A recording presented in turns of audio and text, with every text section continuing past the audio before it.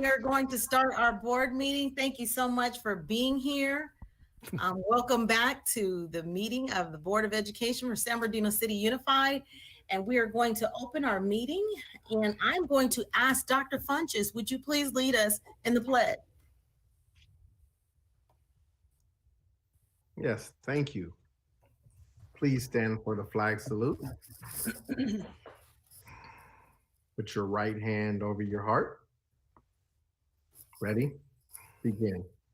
I pledge allegiance to the flag of the United States of America and to the republic for which it stands, one nation, under God, indivisible, with liberty and justice for all. Thank you.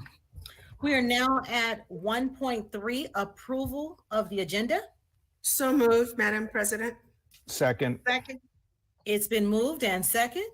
And if there are there any, there you are, Mr. Gallo. All right, are there any discussions or Dr. Volkamer, are you pulling anything at this time? No, Madam President. Okay. Madam President, I would like to pull in the consent item, or are we going to wait till we get there? We'll wait till we get there. I thought he had something up early. All right, okay. I'm only going to pull one item. All right, thank you. I will go ahead and then take the vote. Ms. Rosales Medina. She was there. Mr. Gallo. Aye. Dr. Flores. Aye. Mr. Tillman. Sorry about that. Aye. Ms. Rosales Medina. Aye. Did she say? Dr. Flores said aye. Aye. Can you hear me? I can hear you a little bit. You're breaking up, I think. And then Dr. Hill. Okay, aye. Aye. And Gwen Rogers, aye. Motion carried. Thank you so much. Dr. Wyatt, aye. Oh, Dr. Wyatt, I'm sorry. Dr. Wyatt's aye. And I'm looking at you and it's like. It's all right, Madam President. You know, All right. I'm used to it. President Rogers, Yes. Rogers, I'm sorry to interrupt. And now that you've taken the taken the agenda forward and approved it, we did need to pull 2 items. I am so sorry. I thought there was something. Just ran in here and reminded me. We would like to pull items 4.5 and 4.6 from the agenda. We're not quite ready to move forward with those yet. Okay, 4.5 and 4.6, Yes. and I'm going to take the vote again. My apologies. No worries, no worries. All right, Ms. Rosales Medina? Aye. Aye. Can you hear me? Aye. Yes. And Mr. Gallo? Aye. Dr. Flores? Aye. Mr. Tillman? Aye. Dr. Hill? Aye. Dr. Wyatt? Did I say you? Aye. I don't want to forget you. Just in case, aye. And Gwen Rogers, aye. All right, motion carried. We'll take those items off. And tonight, 1.4, we are going to be inspired by none other than Dr. Hill. Well, thank you, Madam President. I hope you are inspired. I was looking at a website of a superintendent in Buffalo, New York, and he had listed inspirational quotes from transformation leaders. And these will not only apply to us as board members, but also cabinet, staff, parents, and students. So hopefully we can all use them to just take another look at our lives and mindset. So here goes. A person's mind stretched to a new idea never goes back to its original dimensions. Risk comes from not knowing what you're doing. Let's shift from what's wrong to what's strong. There is only one way to avoid criticism. Do nothing, say nothing, be nothing. I have been impressed with the urgency of doing. Knowing is not enough. We must apply. Being willing is not enough. We must do. How wonderful it is that nobody needs to wait a single moment before starting to improve the world. When the organization and for us, the school, expect a frown, be sure to smile. When the organization is troubled and insecure, be sure to provide poise and composure. When the organization needs you most, lead by example. The line between failure and success is so fine that we are often on the line and do not know it. Too many of us are not living our dreams because we are living our fears. Have utmost concern for what's right rather than who's right. When the best leaders' work is done, the people say, we did it ourselves. And finally, when I stand before God at the end of my life, I would hope that I would not have a single bit of talent left and can say, I used everything you gave me. So thank you for listening. Thank you, Dr. Hill, for that inspiration. 2.0 special presentation, and we have 2.1 resolution in recognition of Veterans Day. And I would ask if Mr. Gallo could read the resolution. Yes, Madam President, I'd be happy to. This is a resolution in recognition of Veterans Day, whereas the United States of America was founded on the principles of liberty, opportunity, and justice for all. And whereas November 11th, 1918 marked the end of World War I, and in 1938, Congress passed a bill to dedicate November 11th to the cause of world peace, and following World War II, the day became Veterans Day. And whereas America has called upon our men and women in uniform to protect our national security, advance our national interests, and preserve our rights and freedoms. On Veterans Day, we recognize these men and women of our armed forces who have valiantly defended these values throughout our nation's history. And whereas on Veterans Day, all citizens should pause to reflect and honor our veterans, our MIAs, and those brave Americans, past and present, whose service and sacrifice enable us to enjoy peace and freedom in the greatest nation in the world, the United States of America.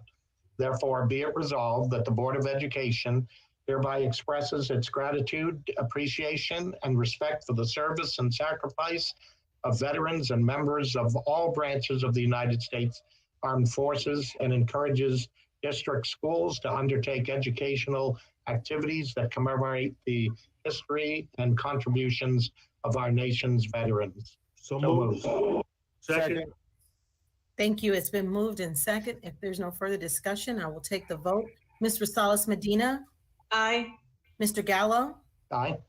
Dr. Flores, Aye. Mr. Tillman, Aye. Dr. Hill, Aye. Dr. Wyatt, Aye. Gwen Rogers, aye. Motion carried. Thank you. At this time, we are now going to move to 3.1, closed session. And Ms. Cunningham, is there any comments? There are no comments for closed session. Okay, we will now adjourn to closed session. And to our listening audience, we will be back soon. All right, board, let's log out.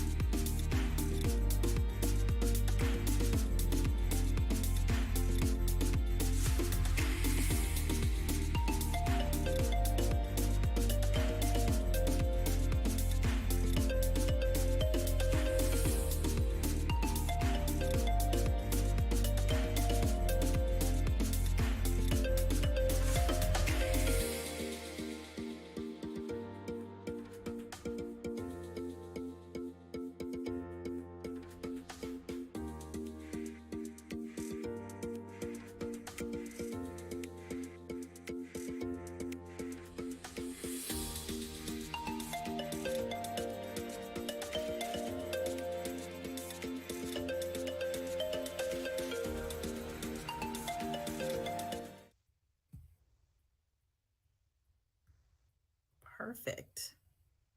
Looks like everybody's back. Everybody's back. Can you hear me? Yes. Okay, everybody was quiet. I was like, wait, whoa. Yeah, I hear you. I hear you.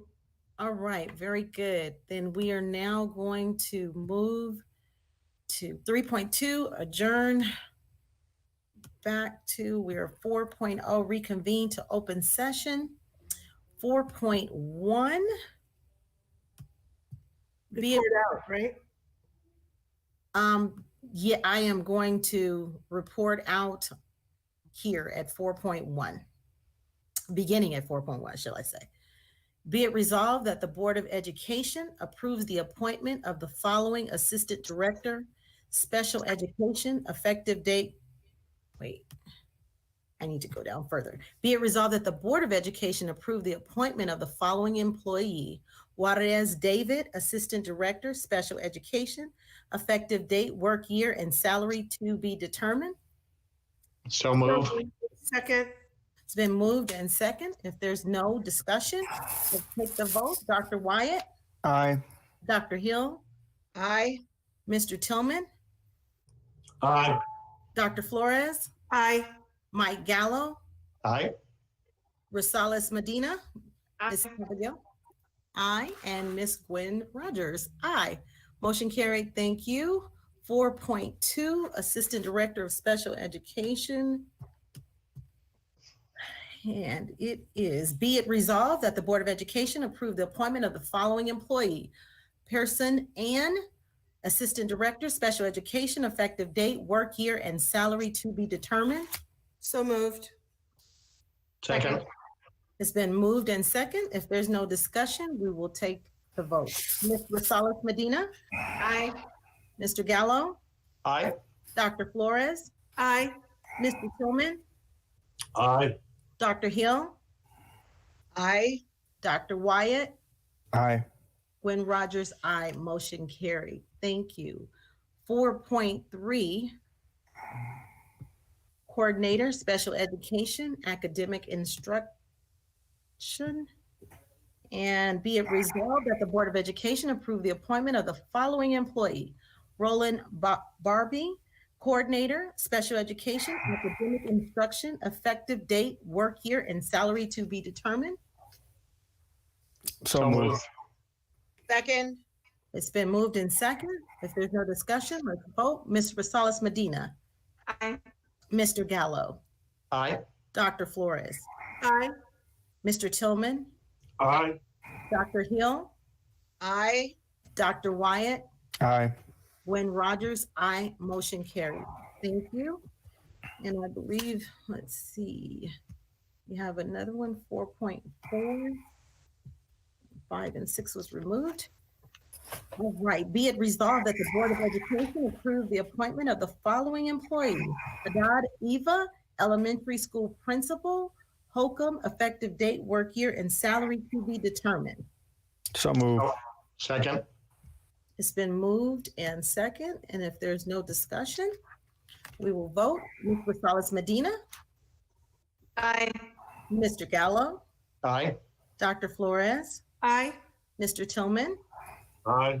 Dr. Hill, Aye. Dr. Wyatt, Aye. Gwen Rogers, aye. Motion carried. Thank you. Now moving down to 5.0, public comments. 5.1, Can I ask, Madam President, yes. folks not speaking to mute their mics? It's like we have Darth Vader out there. Yeah, I don't know who it is. We know, but everyone, can you mute if you're not speaking? Thank you. 5.1 is public comments, and Ms. Cunningham. Yes, ma'am, I'm ready. Okay. Okay, we have 11 comments that came in today, but I have 3 that I'm going to read first that were from the 10/27 special board meeting. Okay, the first one, it's from Anonymous. I know the board does not always respond to comments, but can you please provide clarification on the learning preference? Some schools are calling it a vote. Is it a vote or a choice? I thought it was a choice. that once it's deemed safe for us to return, I could choose if my child returned to school or remained in distance learning. Will it not be my choice and be determined by a majority vote? The next one is from Robert Jeffers, a student.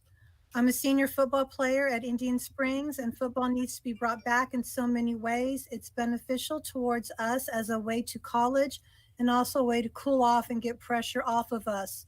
We know the proper steps to stay safe and prevent COVID from becoming a problem.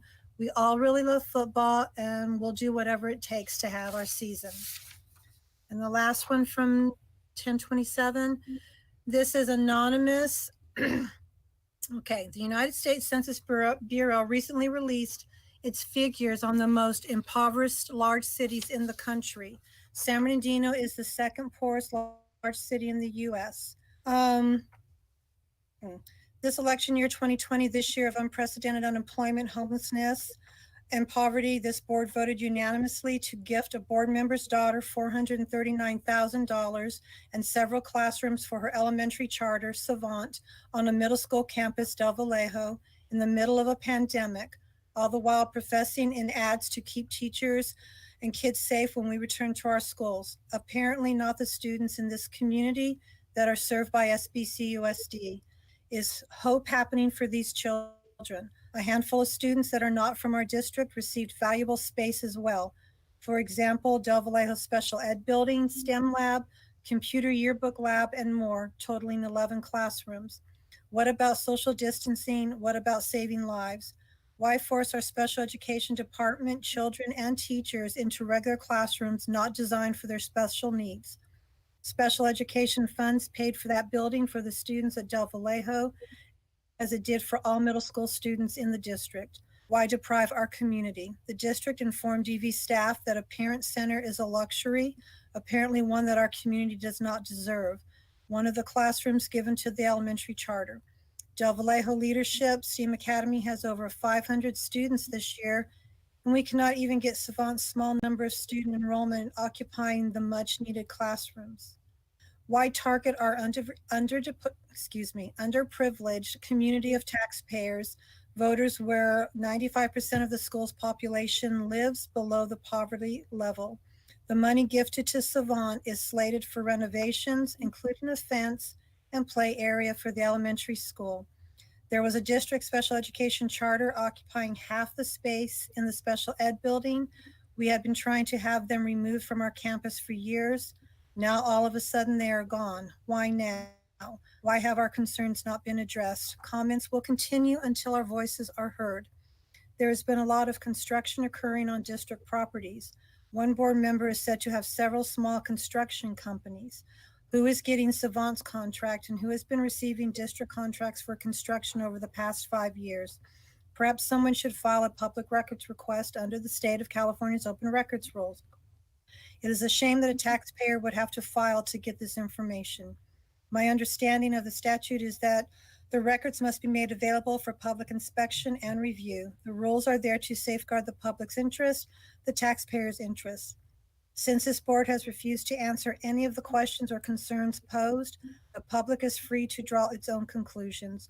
Why are you devaluing an entire population of underprivileged children for a charter that belongs to a board member's daughter? Savant has been given a master key to Del Vallejo, and after 10 years, the homeless population is miraculously removed from behind 7-Eleven. Why is this important? One may ask, because the homeless has been occupying our campus for years. In our cafeteria, the overpasses. Savant has a master key, and approximately 2 weeks ago, the city moved the homeless from behind 7-Eleven. The sad part about it is that this was not done for the safety of the community children that attend the school. Is that a coincidence? And then vote for those that represent your children, which is why I wrote in. Okay. That was it from 1027.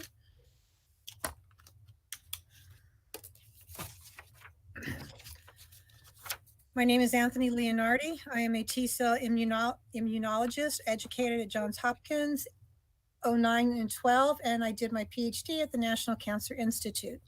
In my opinion, children are at risk from this virus that can spread by the air. Despite high rates of survival, they may be at risk of the same recent findings in adults, like rare reports of Parkinson's disease after infection. In another study, adults were found to have persistent virus 4 months out in their intestines, and it appeared to be challenging the immune system. In another study, yet to be proven or disproven, the virus may be replicating inside CD4 T cells, cells responsible for disease control. If you consider these findings together, the virus may be remaining in the body and could cause chronic and even worsening disease. Also, reinfections have been reported where the second time was worse than the first.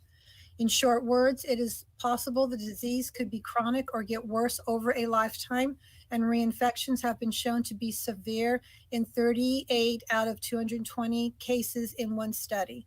Please avoid infection by not having indoor classes and avoiding congregation until proper mitigations rather than half measures can be made by public health authorities. Sincerely. This is from Kirk Sundstrom, a parent. Seeing how so many have had to sacrifice their jobs or daytime hours in order to be present with their children's schooling, in addition to the trending educational downfalls of so many students, is it possible for parents who have less concern of contracting COVID-19 to have their children in class full time, while those with more concern to tune in virtually? This is from Diana Enriquez, another parent. Yesterday at the town hall meeting, someone answered that we cannot stay in distance learning because the state thinks it is not ideal for students. So my question is, if it's not ideal, why is it one of the choices? And how is going 2 days to school for 3 hours going to make a difference in kids' learning, if that consists in a change of teacher, classmates, and possibly a change of school, as stated yesterday at the meeting? This is from Anonymous. I'm writing this on behalf of many teachers at the elementary level to bring a few issues to your attention. Who is lying here, the board or the district leadership? The board says teachers will have the flexibility to choose which model works best for them based on a number of factors, including health concerns. But the district says it's based on seniority. These are completely different directions. Teachers are already overwhelmed in getting different direction from the board, district leadership, and departments like continuous improvement. The board says this year is different and we want to give teachers flexibility to teach their class in the best interest of the students, and this is like no other year. But you have the continuous improvement department trying to force teachers to do things like it's a normal year, and what isn't best for students who missed a large portion of last year's content and are playing catch up. Someone needs to get control of this district before it's too late. This district is in real need of a strong superintendent.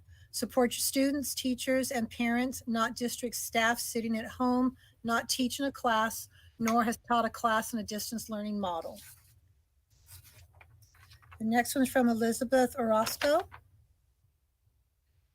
Will the kids still be able to interact with other kids, like play with each other during recess? Next, we have anonymous from a parent, looks like. Perhaps a district should consider a different plan. Leave most teachers on distance learning and utilize the help of willing district guest teachers to act as tutors and helpers for those students at highest risk who need to be on campus. The regular teacher can still instruct online, but the student will be at school with a guest teacher close by to help with anything they don't understand. By doing this, there are less students on campus and teachers won't have to worry about double duty. Also, there are many guest teachers who will appreciate the employment opportunity. This also helps students keep teachers they already love while still getting to go on campus. Next is from Maria Lopez, a parent. Our kids are already established in a relationship with their school, teacher, and other staff members. Why is the school district trying to break this up? This is crazy, and if the school district does this model, I will be forced, like many others, to pull my 4 kids out of this district. From Anonymous, thank you to the district for sending out the communication regarding the consideration for the early retirement incentive. It is so important that the district and school board take seriously the implications of the upcoming budget over the next few years due to the impact of COVID. I would very much like to see this incentive offered so that younger, newer teachers will not get laid off and we can possibly avoid furloughs. Please also don't take too long to make the offer so teachers and staff can have time to consider what is best for themselves and their families. From Olivia Sanchez. I'm a teacher who is concerned about the drive-through assemblies that our administrators are asking us to participate in. With COVID numbers rising and the seasonal flu season upon us, I feel that asking teachers to come back on campus to participate in drive-through awards assemblies is not in the best interest of our teachers and our students. I would ask that the board put a halt to these drive-through events until COVID numbers and the seasonal flu season has passed. Thank you for taking our health into consideration. From Anonymous, I would like to thank all of you for making sure that students are not going back to school until COVID numbers go down. As a teacher who is doing distance learning and a mom who has a child in distance learning, my experience with distance learning is a successful one. I am seeing students thrive, especially those who tend to be a little more shy in the classroom. Please keep our teachers and students safe by not allowing us to go back until COVID numbers have gone down and we are out of the purple tier. Also, yesterday in the town hall meeting, Dr. Funches said that teachers were going to be given options on continuing teaching in distance learning or going into blended learning based on seniority. Mr. Tillman said that any teacher who did not feel comfortable teaching in this current climate could continue teaching from home. I'm a relatively new employee with the district and I fear I will not have a choice. I'm a mom and wife who wants to stay healthy and safe for my family and loved ones around me, and I do not feel safe under the guidelines being discussed for blended learning. How is it fair that I have to risk my health and life and those around me just because parents are unhappy with their kids being home and having to participate in distance learning? Thank you for your time and consideration. Please do the right thing and continue distance learning for all those who feel it is the best for their families. That includes all teachers. And my last one is from Michelle Panos. As a teacher of SBC USD, I understand that it is a difficult time for everybody. For most, we had to learn a new teaching platform. We had to teach that platform to children who cannot even hold a pencil, as well as older students that are already set in their ways. I, for one, would like to take a moment to celebrate some successes I have had with distance learning. I have been a teacher for 17 years at Lincoln Elementary School. Most of you know our school's perceived reputation. I am submitting this comment to let you know it is not true. We have some of the most dedicated teachers at our school. We are working harder than we ever have before. We are implementing new strategies, including the mathematical sequence in which Tracy Diekman has endlessly been training and working with us to both improve our teaching and expand our students' deep understanding of mathematics. Yes, it is more work. However, the students are grasping the why instead of just the how of mathematics. I would also like to take a minute to express my gratitude to the parents of our students. I have never seen so much parent involvement in education as I have so far this year. I talk to parents daily, not just about academics, about their families, their concerns, and their celebrations. Because those relationships are being built, the parent buy-in is high. I love when parents sit in with their child in their Google Meet. I can see that they are getting a better understanding of what their child is learning and how they can help at home. I can't help but strongly feel that even if our students slip behind a little bit, once we are back at school with the relationships we have built with parents in the community and the extra professional development we are currently receiving, we are on the road to work as partners with our peers, support staff, and parents to succeed. We will get through this together. And that is all the comments. Thank you. Make sure that's on. All right, we will move now to 6.0, reports and comments by union organization. The first one, 6.1, is San Bernardino Teachers Association. Is there a representative tonight? Yes, Ms. Rogers, good evening. Good evening. Good evening, President Rogers, Vice President Wyatt, Superintendent Volkemer, members of the board and cabinet. I am Ashley Vitas Alcala, President of the San Bernardino Teachers Association. Tonight, I'm speaking to you on behalf of the 3,000 members of SBTA. First, I'd like to take a moment to thank the board for taking action to support Proposition 15, which could have brought $337 million to our district. Unfortunately, at this time, it appears we are still short of the votes that needed for it to pass. However, there are still thousands of outstanding ballots to be accounted across the state, which still could change the outcome. We will know more next month if that becomes the case. Tonight, the district will be presenting more information on their progress towards a possible return to in-person learning when it is deemed safe to do so by the board and contingent on current COVID data for our county and school district. We continue to meet with the district to negotiate items related to in-person learning and their effect on our unit. At this time, there remains many items still to discuss and come to agreement on. Although we're still in the planning stages, I want to remind the board that for another week, our county is still in the purple tier, which means COVID cases are still widespread. This week has also brought, as reported by the SB Sun today, the highest hospitalization numbers for the county that we have seen since August, and the COVID positive case rates continue to increase, and that has remained consistent over the past several weeks. It is also troubling to note that the cases amongst youth aged 5 to 19 in our school district is now up to 1,200. And the case rate countywide is 16 per 100,000 people, which is more than double the statewide metric to move to a lower tier. Also of note today is over 10 counties throughout the state have moved back from the red tier into purple, including San Diego, our neighbor to the south. As we progress into the winter and flu season, it appears that these numbers will continue to increase. This is a deadly disease, and we are just barely beginning to learn about the long-term effects it has even on those who have recovered. Therefore, it is imperative that as long as we continue to be in the purple tier, the safest way for us to deliver instruction remains keeping all students and staff in distance learning.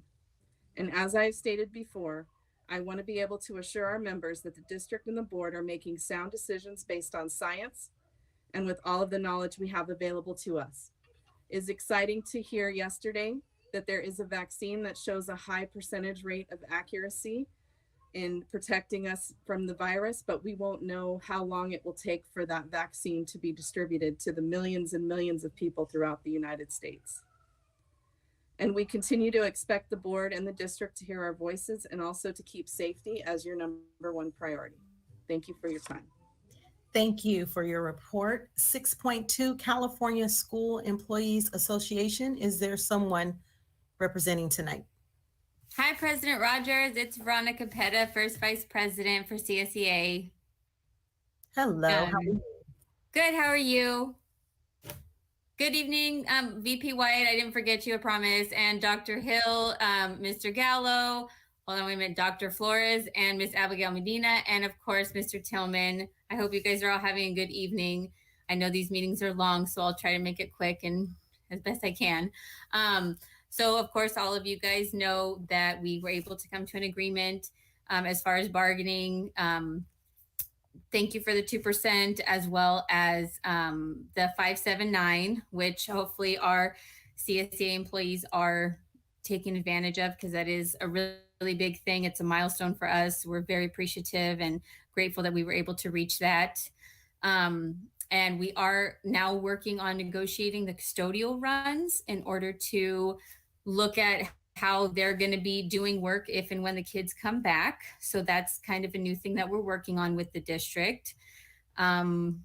Besides that, everything's just, chugging along. We're doing the best we can in the circumstances. So I hope you guys are all doing well and taking care of yourselves.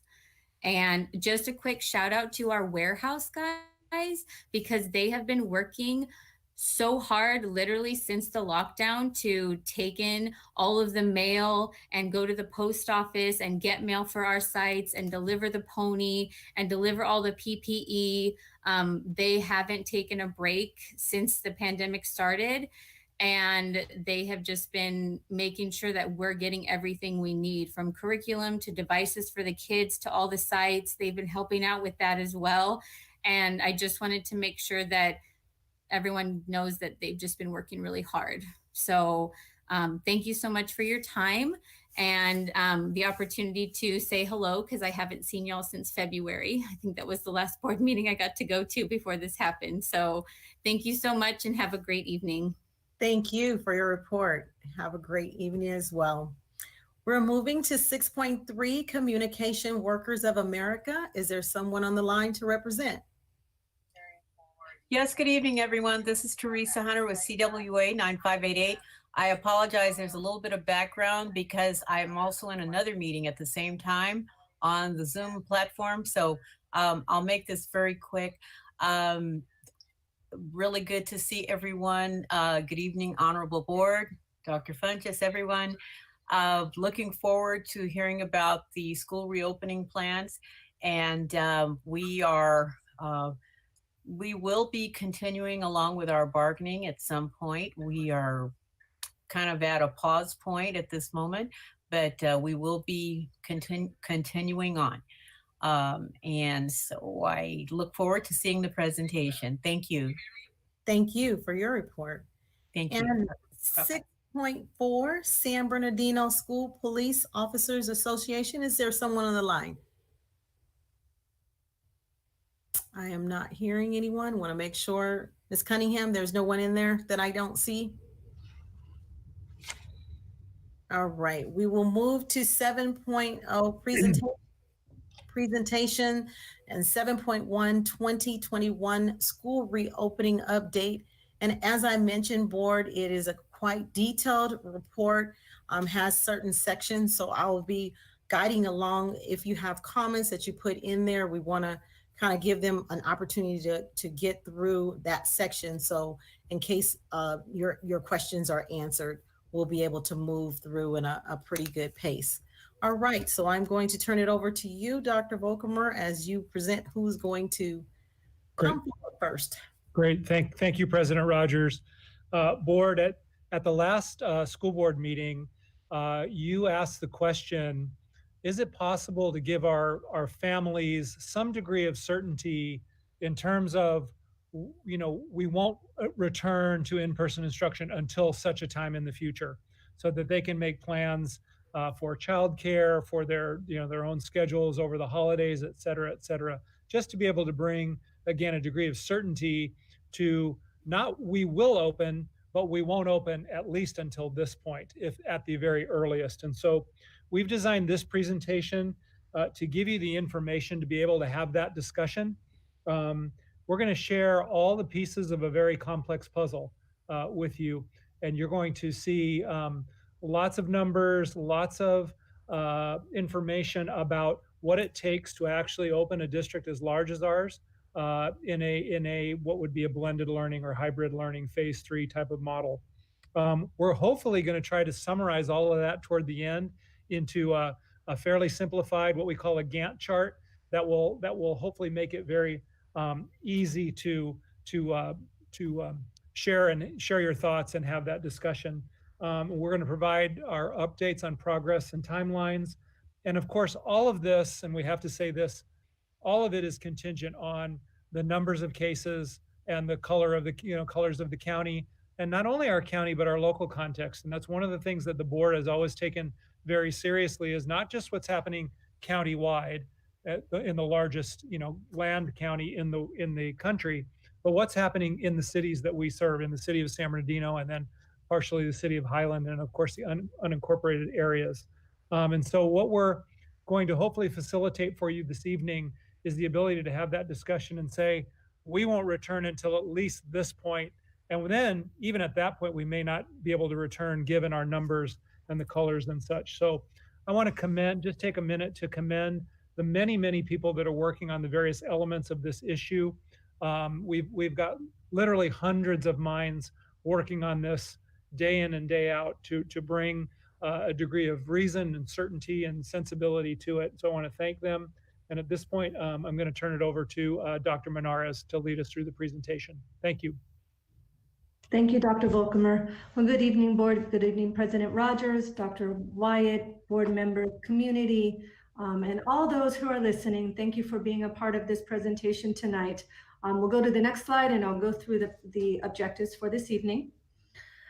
So board, by the end of this meeting, we will share with you what we believe is the earliest date that we could be ready to offer some in-person learning, and then ask you to make a decision. You may need additional information, and our goal is to constantly give you the information you need. So tonight we're going to continue to update you on the trend data. And again, as Dr. Volkemer shared, share where we are in the various stages of preparing for any kind of in-person learning. And then ask for some guidance from you. And then finally, we're going to close out tonight with the distance learning in action, highlighting our secondary education. So that will be our video for the evening. Next slide, please. Board, here's your recap from October 20th. You know that there was a special board meeting in between that. So the Board of Education considered input from multiple perspectives on Proposition 15 during a special board meeting on October 27th, 2020. On October 20th, you made it clear that due to local trends and COVID cases, it was very unlikely that our schools will welcome students for any in-person instruction before January. You would consider adopting a target date or readiness date for allowing in-person learning to begin, should it be deemed safe to do so. So again, that's what our goal is for you this evening. The Board of Education, you authorized in-person outdoor conditioning for small cohorts of student athletes under strict safety protocols that are aligned with our county public health guidance. And then finally, in memory of the former superintendent, Dr. E. Neil Roberts, you adjourned the meeting in his memory. So that is the recap from October 20th. Next slide, please. Board, we want to thank you for adopting these reopening guiding principles. They have been instrumental. We use them in all kinds of presentations that we do, whether that's with our community, like our town hall meeting last night, our board meeting each time. And we're going to start hosting some meetings with some additional team members throughout the district, and this will continue to be the goal. So we thank you for that. And these are, again, the guiding principles that you continue to use in your decision making. We have to ensure health and physical safety of students and staff while we adhere to federal, state, and county guidance. In that, we want to continue to provide high quality learning experiences. So we see our teachers continuing to improve upon distance learning. We're just so proud of them. We know how much they've stretched and grown, and we just can't commend them any more than we have. They just are doing a fabulous job. And while we're trying to figure out how we can, as we prepare for in-person, we want to continue to provide safe and accessible working conditions for all of our employees. So again, thank you for these guiding principles. They have really helped to guide our work as a district. Next slide. So we shared this progression of instructional models with you and the community sometime in August. And we, as you know, we are in distance learning phase 1, but tonight you're going to hear where we are with potentially phase 2 and the readiness there, and then phase 3, which is what we're referring to as blended learning. So tonight we're going to focus on phase 2 and phase 3, and then close out with a video about phase 1. The next slide. And then finally, board, just a reminder that we will not take action until you deem it safe to do so. So we want to point out to you the various elements that have to be in place and where we are with that, right? We have to adhere to the state guidelines. We'll give you a bit more detail on that this evening. We have to be sure that, and so in those state guidelines, of course, it includes the transmission rates, but we're also monitoring the local transmission rates within our boundaries. That's very important to the board, and we understand that. We'll be sharing with you where we are with the PPE, both the acquisition and the distribution of that, how our schools are panning out in terms of being physically ready, and then the amount of staff training that needs to happen and our timeline on that. And there's quite a bit of in-between information that we'll also be sharing. And all of that so that you can then let us know when would be the earliest we might offer some in-person learning, again, knowing that the data trends could change. And so we recognize that that's a piece of all of this. Next slide, please. Thank you, Dr. Menares, and good evening, board and community. This slide's just a reminder of the levels that we're at as far as widespread and substantial. So any new cases, daily new cases over 7 leave us in the widespread range, and we are clearly in that area. Next slide, please. Board, as you can see, COVID cases continue to rise significantly within our county, the cities that we cover, and within our school district boundaries. San Bernardino City continues to have the highest number of cases at all levels throughout the county. In children, we do have over 1,200 cases, as you heard earlier. Hospitalization rates within the county are up 40% from a month ago, as projected a month ago, as the cases continue to climb. When we look at the county's new COVID trends, we are seeing a steady rise in cases since early September, and are projecting in our meetings with the county and state officials that cases may increase significantly throughout the remainder of this calendar year. Next slide, please. Board, this slide and the next are going to show you the levels of personal protective equipment that we have been receiving since the onset of the pandemic. We're happy to report that nearly all of the PPE is currently in. It's staged at our warehouse and pending delivery to all of our sites and departments this month. This includes over 2 million face coverings. This week, we're also purchasing clear face coverings for staff and students who need the ability to see others' lips moving. Next slide, please. And board, this is just a second visual of the personal protective equipment to include disinfecting wipes, hand sanitizer, the new electrostatic sprayers our custodial staff will be using, and the thermal temperature scanners. So you can see we've made great strides. I want to thank our purchasing department and our logistics section on our incident management team that has been working nonstop to find this material and get it into the district. I'll now turn it over to Sam Precy, who's going to give you an additional update on the PDS preparations. Okay, and before you go to the next portion, Mr. Tillman, you had a question for Mr. Fatir? Yes, can we go back to the purple slides? The one before this? Yes, and I think it's critical, Mr. Fatir, if it's still the county's policy, that maybe even the state policy, that we're in purple, how long do we have to stay in purple? And if it changes to red, when does that change? Is it still the same direction? And if it is, can you reiterate it, please? Yeah, Mr. Tillman, thanks. Great question. So in essence, we would need to meet red tier criteria for 4 weeks before we would actually transition into the red tier.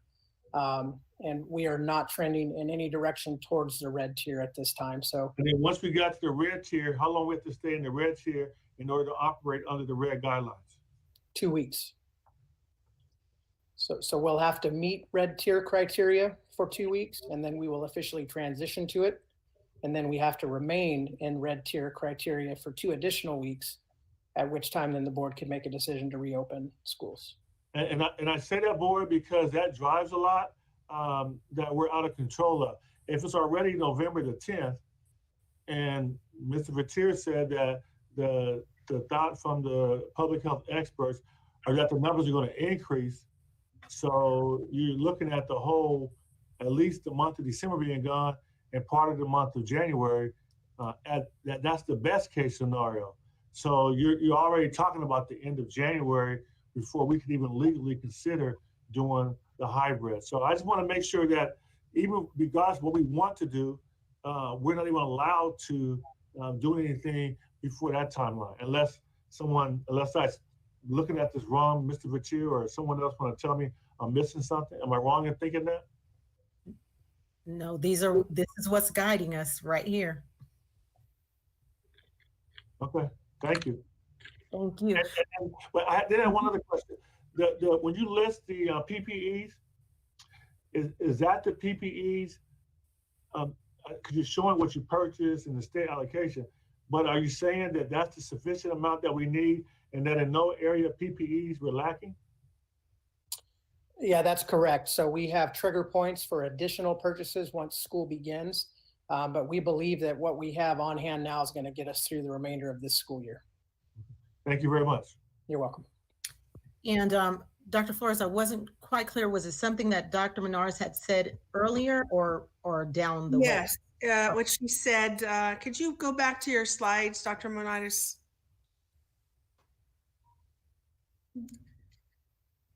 That one? No, the next one before. The recap? Yeah, the recap. I was just wondering, because yesterday you included a slide on the blended program. We're not going to go there today? In terms of the scheduling, Dr. Flores? Yes. We weren't going to get into the scheduling today. We'll answer questions. We don't have a specific slide on scheduling. We will get into some of the, where the parent survey is at this point and the implications for staffing. We will go there. Okay, and I just want, thank you.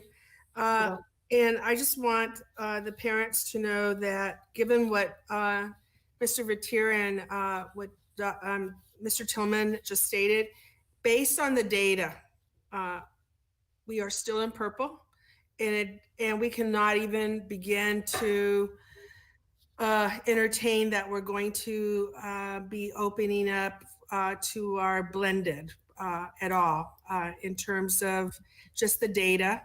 And I just want to tell the parents and our public that this is a very deadly disease, just like Ms. Akala stated earlier, and it's airborne, and we just have to be really mindful of protecting our children and our staff.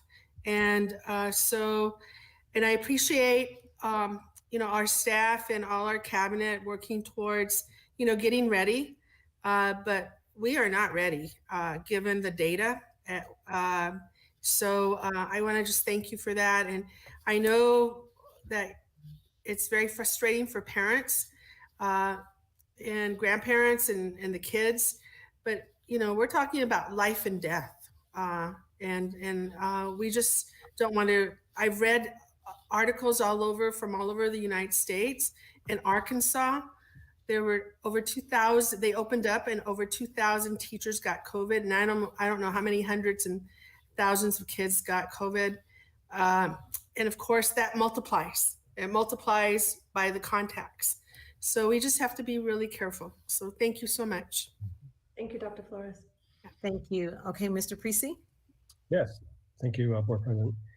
Good evening, Board. I'm going to spend a couple of minutes discussing with you our physical distancing measures that are being installed district-wide at all school sites and administrative offices to help ensure the environment for our children and staff will be clean, safe, and healthy upon the return to school when deemed safe to do so. So on this slide, the numbers below each item indicate our progress in red. So for instance, 2,723 in red means, and in dark blue being the total number of items that need to be implemented. So for that particular item, we are at 100% complete. So some items are 100% completed. Others, we still have significant progress that's required before we can report back that all areas are ready for occupancy. And as you know, all school districts and businesses, they're preparing for their eventual reopening. So this has placed a strain on supply chains across the nation. However, based on the information that we have received from our vendors and contractors, we just got our latest update yesterday, in fact, that we believe our physical spaces will be ready by late December. We've made significant investments into our classrooms from medical grade MERS 17 HEPA air scrubbers, which clean the air inside our occupied spaces, as well as changing out all the air conditioning filters to MERV 11. So with regards to indoor air quality, San Bernardino Unified School District will exceed the recommendations from the California Department of Education and the guidance from the CDC for reopening schools. We're also installing portable hand washing stations throughout our campuses and touchless hand sanitizing stations in all classrooms and throughout the district. The placement of these devices will help ensure our students and staff will have readily accessible means to either wash or sanitize their hands frequently throughout the day to help minimize the spread of COVID and other transmissible viruses. You know, we're coming into cold and flu season. I think someone just mentioned that a few minutes ago. So we need to make sure that we're doing everything possible to keep the students and staff healthy. So having these devices are going to be critical for that. In addition to this, we will also have more frequent sanitizing of our high touch points, like door handles and gates, using our new electrostatic sprayers and a new chemical, which has been approved by the CDC for killing the COVID virus in just 45 seconds, and is one of 13 chemicals approved and placed on the EPA N list, which is able to kill the virus with no allergic or respiratory impact. This stabilized hydrogen peroxide-based cleaning chemical is certified for use in healthcare settings. Physical barriers are also being installed in those spaces where we're unable to maintain 6 feet in distance. And you can see that in total, it's going to be close to 26,000 pieces or locations with plexiglass. We will also have drinking fountains being modified to bottle filling stations, which are safer and will also help minimize the spread of COVID-19, as well as being a permanent improvement to our campuses. Temperature scanners will be installed at each school entrance, and those will verify student temperature and also check that the student is wearing the mask and wearing it correctly. Both conditions will need to be met in order to proceed to the next station. And finally, over 20,000 pieces of signage will be installed. They'll be in the form of windrunners, A-frames, sandwich boards. They'll be posted on our playgrounds, on windows and doors throughout our spaces, and all with age-appropriate pictographs and wording in English and Spanish.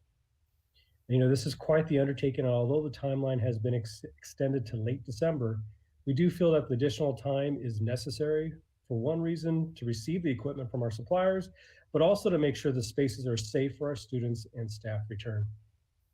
So I just want to say thank you very much for the opportunity of providing you, the board, and the community an update on our physical distancing preparations, and also for allowing us the opportunity to provide these critical, significant investments in our building assets. Thank you, Sam. So board, over the last few months, we've really been following and sifting through guidance. I actually think I heard Ms. Rogers say in 8 months. I can't believe it's been that long, but the guidance started coming out this summer and then towards the end of the summer and early fall. And so there are really 4 primary guidelines that we must follow if and when we open for in-person learning experiences. And the first one is that every individual must wear a mask. And this has come out both from the federal, the state, and the local level. Board, you took action in August to pass the COVID mitigation board policy, which includes the wearing of masks for all of our students and employees. Just a reminder that for our younger students, they can wear a face covering or face shield. That's what our board policy says. And that for any child, for one reason or another, whether it's medical or disability or something along those lines that may need an accommodation, that can be made for them and will be made for them. But your board policy covers ensuring all individuals wear face coverings, and we need to be sure that that happens. The second primary guideline, I would say, that must be practiced is this idea of physical distancing, right? So we have to be sure that we keep our students and our staff the 6 feet apart. And so this is a huge impact on our schools because we just cannot house all of our students on campus at the same time and still maintain that 6 feet of distancing. That's why we're looking at some kind of blended model. The third primary guideline that comes up over and over again in the guidance is this important of the hand washing and or sanitizing of schools, and that this must be part of our daily routines. So you're going to hear a little bit later in our board presentation. You've heard about what we've purchased in order to make this hand washing and sanitation and the signage that's going to be in place. But then you'll hear just a little bit about the training that we're going to need to perform with all of our staff so that they can work with our students and teach a new expectation in terms of hand washing and sanitizing. And then finally, a more recent set of guidance is around minimizing movement and number of students. So you might hear this referred to as the cohorting. The more recent guidance really suggests that we need to do our best to try to minimize the interactions of different groups of students with each other when we move to a blended model. So that's definitely a challenge when we think about setting up our schools, and most specifically our secondary schools. We're reaching out to other districts to see how they are adhering to this idea of minimizing movement and number of students. And so more will be forthcoming on that. But these are the 4 key principles that have run through all the different guidance, and they are the trends that are really guiding our work. And again, this is just information to give to you, board, so that you have everything that's out there. So with that, we'll move to the next slide, and I will start to share with you this idea of what we could be offering for phase 2. So in phase 2, we as a district, we kind of, we created our progression of instructional models earlier, and then the state came out with 2 different ways that we could actually implement phase 2. They weren't calling it phase 2 or our distance learning plus, but they did give us 2 avenues. The first one is this idea of small cohorts, and I'll go into what that means. And the next one is around elementary waivers, and I'll explain what that means. So if you'll go to the next slide, let me start first with the small cohorts. So the state guidance around small cohorts, and you see what's underlined and italicized and bold, that comes directly from the state. You can, or we can, if you're with your direction, the state guidance enables, but it does not require the district to provide in-person specialized targeted supports for identified students. So that idea of enable but does not require, that comes directly from the state guidance. And then you may be asking, well, who are the identified students? And the state guidance outlines the student groups that are listed here. So students with disabilities, language learners, students in foster care, students experiencing homelessness, and or high needs students. And so high needs students could be students who have high absenteeism. It could be students who are younger students. That would be up to the district to determine that. But again, board, this enables you to offer in person, but does not require you to do that for these student groups. And this is specific to specialized targeted supports for them. What are the parameters for those small groups? It's very clearly outlined. The small group cohort cannot exceed 16 individuals, and those individuals include the adults, so the teachers, maybe instructional aides, and the students. So combined, no more than 16 together in one room. Those students must stay together. They cannot mix with others. Again, this is specific for phase 2, distance learning plus. And then overall at the school cannot house cannot exceed more than 25% of the school's enrollment capacity. Cohort mixing is restricted, and we have to have the physical distancing, the masks, the cleaning, and other safety measures. They must be maintained. To offer small cohorts, we do not need approval from local county health. But again, I want to emphasize for you, board, the guidance enables you to move on this, but it does not require you to do so. And the specialized targeted supports can look in different ways, however the district deems it necessary to offer those supports. So that's the small cohorts. We have done some research to see which of our surrounding districts or similar districts to us are offering this. And I can tell you that specifically for our special ed, we have found about 8 districts that have responded to us in San Bernardino County that are offering small cohort instruction. Many of them, the majority of them, are in the mountain areas or the high desert. The one that is closest to us that we, that we know about is Ontario Montclair. But for the most part, we don't have a lot that are local that are offering small cohort instruction at this time, or small cohort specialized targeted supports at this time. That's one way that we could offer phase 2 distance learning plus. Next slide explains another way. And you may have heard about this, board. We mentioned it quite a while ago, but there's an elementary waiver that we could apply for as a district. The application must be developed in consultation with labor, parent, and community organizations. And once the application is developed, we have to publish that on the district website. Then we take that application and we submit it to our local Department of Public Health. And they will consult with California Department of Public Health to either approve our application or deny it. And this would only be for our TK through sixth grade students, and only sixth graders at an elementary campus. It would not, we could not use sixth grade at a middle school campus. Finally, on the elementary waiver, the local transmission rates need to be less than 14 cases per 100,000 people. So you can, we're not there yet, but we could start a process for elementary waiver if indeed, board, you direct us to do so. So these are two ways that we can open in phase 2. At the end of the presentation, these are the two ways that we're going to ask you if you want us to proceed forward in any of these two areas. Next slide, please.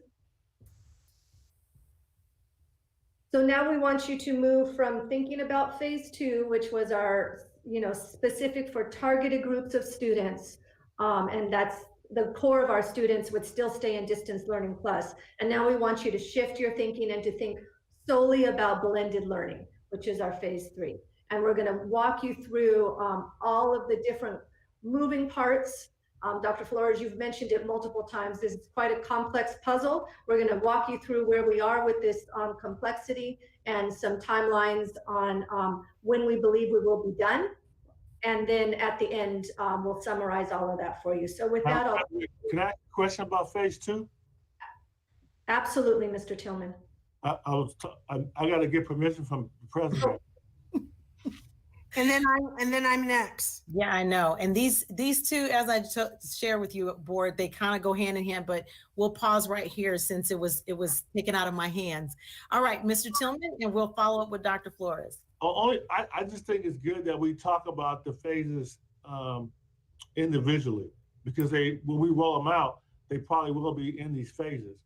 So for phase 2, can you go back to the previous slide? Would you like the small cohorts or the elementary waiver? Just the one before this. The one I talked about the number of cases per 100,000. Okay, that's the elementary waiver, David. So Daniel, move it forward too, please. So there you it says that the local transmission rate needs to be less than 14 cases per 100,000. Where are we at right now? Mr. Vatier, would you share that? That was what we just had, correct? We're at 18, Danny. 18 per 100,000. I'm listening for the authority. Well, I checked it. In Mr. Tillman, in San Bernardino City, we're at 29.4. In San Bernardino Unified, we're at 20.7. And I think that's important, just so we can see how far away we are from that. What I want to do is make sure that we're all on the same page, parents, teachers, community, classified employees, about where we have to get just based on the numbers. And that's a long way from 14, just to be clear about that. And then Dr. Menards, in this scenario for phase 2, yes. Right now I have students that qualify for phase 2 involved in distance learning, correct? Correct. And what are those class sizes for those students right now? Oh wait, I'm gonna make sure I understand your question. So so can we go back one slide? Because now I think you're referring to the small cohorts, correct? Right. So your question to me is, we have students that could be coming together in these small cohorts. That's your question? Actually, I'll just tell you where I'm going with this. I want to know that the students that would be able to do phase 2, are they in a class with 20 students, 25 students, 30 students? What right now in distance learning, how many students are in their class?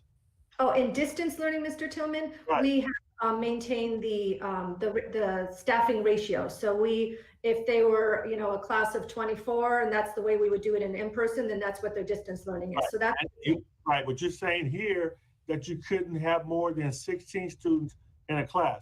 Exactly. Yes. So you're going. And you're saying here, so that means that the same teacher wouldn't teach all these students? So on this one, and we've talked through what this could look like. This is why we call it distance learning plus. Their daily instruction will still be through distance learning. Then they could have additional support outside of their daily instruction on campus. So their daily instruction would be at home with distance learning. And then they can have additional supports for smaller groups of kids. So then the teachers could break their class up and not bring all of the students in at the same time. So the big question for me, just real practical, because I talk to parents all the time. Would these students have the same teacher they have right now? For the phase 2, we do believe that we can do the same teachers, because we may, so for the special needs students, we're thinking only our moderate to severe students. We've already been in conversation with them. Of course, we have to finish negotiations on this. So that is a piece that you'll see later that we have to do. But what we're looking at is it would be the same teacher offering the specialized targeted support. And then for this group in phase 2, what are you proposing the time that school is going to start, and what time will it end? So from what I know from our moderate to severe teachers, their way they're doing their schedules, and this may not be 100% of the teachers, but it's a good percentage of them. They actually do their distance learning in the afternoon. I'm not sure why they choose to do it there, but they do. And so their morning would be, you're probably asking like how many hours? It may a couple of hours, not a long time. But I think the disconnect that we have is the importance of that time for parents. I've gotten complaints from parents that said, you sent me a survey saying, do I want my child to do blended? And I was assuming when you told me that when I said that my child is going to go back to school, that means my child is going back to school for the whole day. Understood. So that you should have said, this is what the parents told me, you should have told me on your survey, do I want my child to go back to school from 9 to 12? Because that would help me make the decision on whether or not I could allow my child to go back to school, because the parents are telling me I can't allow my kid to go back to school from 9 to 12 because I have no way of being able to pick my child up at 12 o'clock. So, right. So the survey that we did is not really telling the real story, because two things happen here. One, you're saying that there's a different time. And then I don't know about in terms of another key piece for a lot of these parents are they going to be able to keep their existing teacher? Yeah. So, and it's important that we do that, because the worst thing we could do is move on one of these phases and then have parents more upset and they feel like as bad as distance learning is, this is worse. That's right. What my real concern is. Yeah, so those concerns would not pertain to phase 2. They do absolutely phase 3 of what you shared. Well, phase 2 too, because you're not talking about a full day of school. Well, but we would, first of all, we can only do the identified students, and we haven't called any of those families yet, but we would call them, we would tell them exactly what that looks like. We haven't gotten there. And for how many days during the week? And we will tell them exactly what that looks like. No, I'm asking you, how many days during the week are we proposing to allow them to come back to the campus? Oh, well, we want them in small groups, and so what the teachers are proposing is about 6 students. So it depends on how many students they actually have in their class, right? So if it's an SDC class, they could have up to 14. So we're looking at 2 days a week. How many? That's the max, 2 days a week. So if it's so for an SDC SH class, the max that they can have in their class, I believe, is 14 students. Mm-hmm. So if we split that in half, well, the teachers are saying, we're saying about 6 students to come at a time.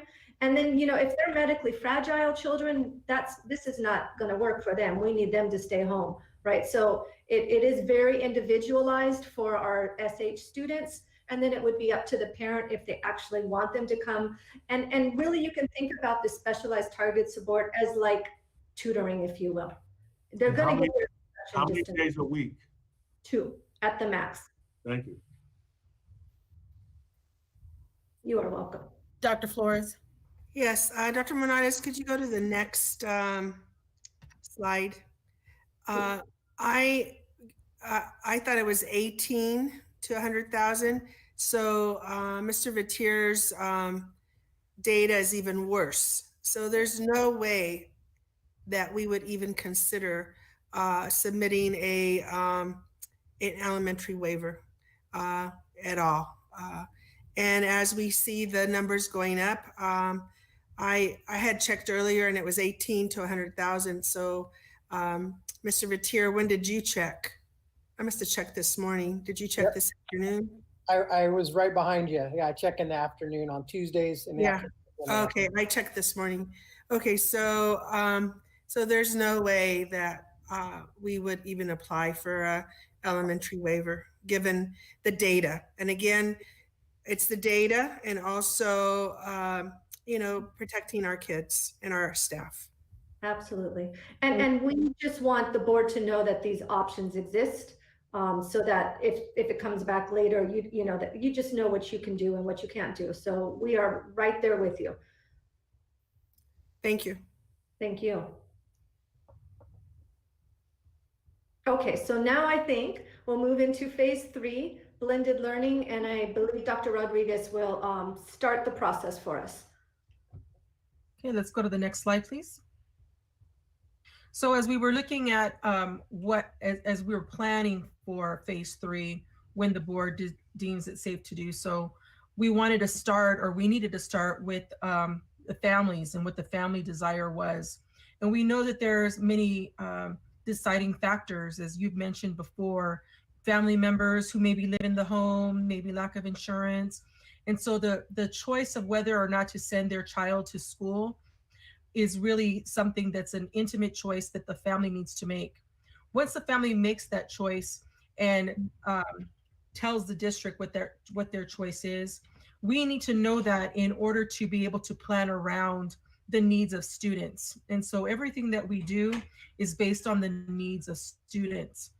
As we're preparing for the planning, we needed to make sure that we had adequate supply of PPE, as well as making sure that all safety procedures, temp checks, etc., were ready and available at our school sites. We had to ensure that our school sites, our facilities, is up to par, making sure that we're able to physically distance students in 6 feet and ready for students when they do come onto campus.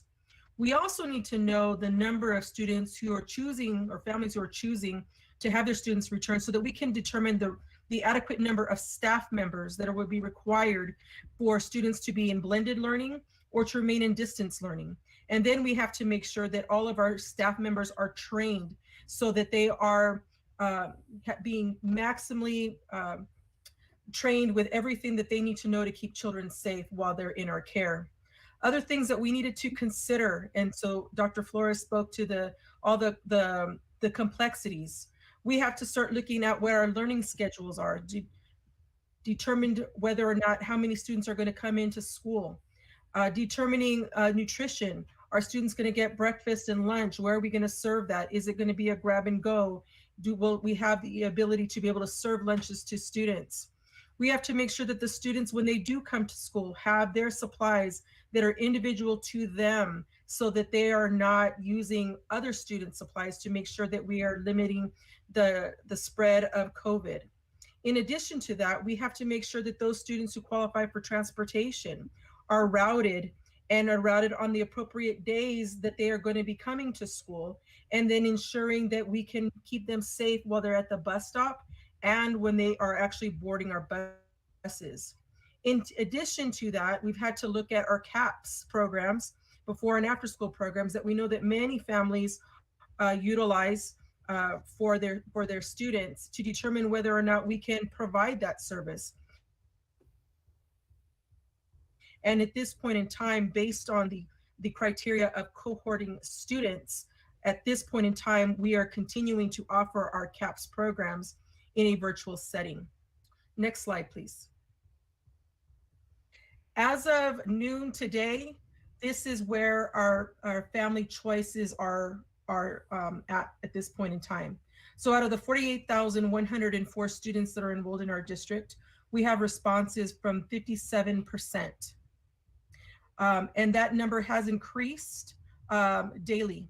And so as of from yesterday to today, we went up 4 percentage points based on our town hall meeting. So we're hoping that parents are getting that information that they need.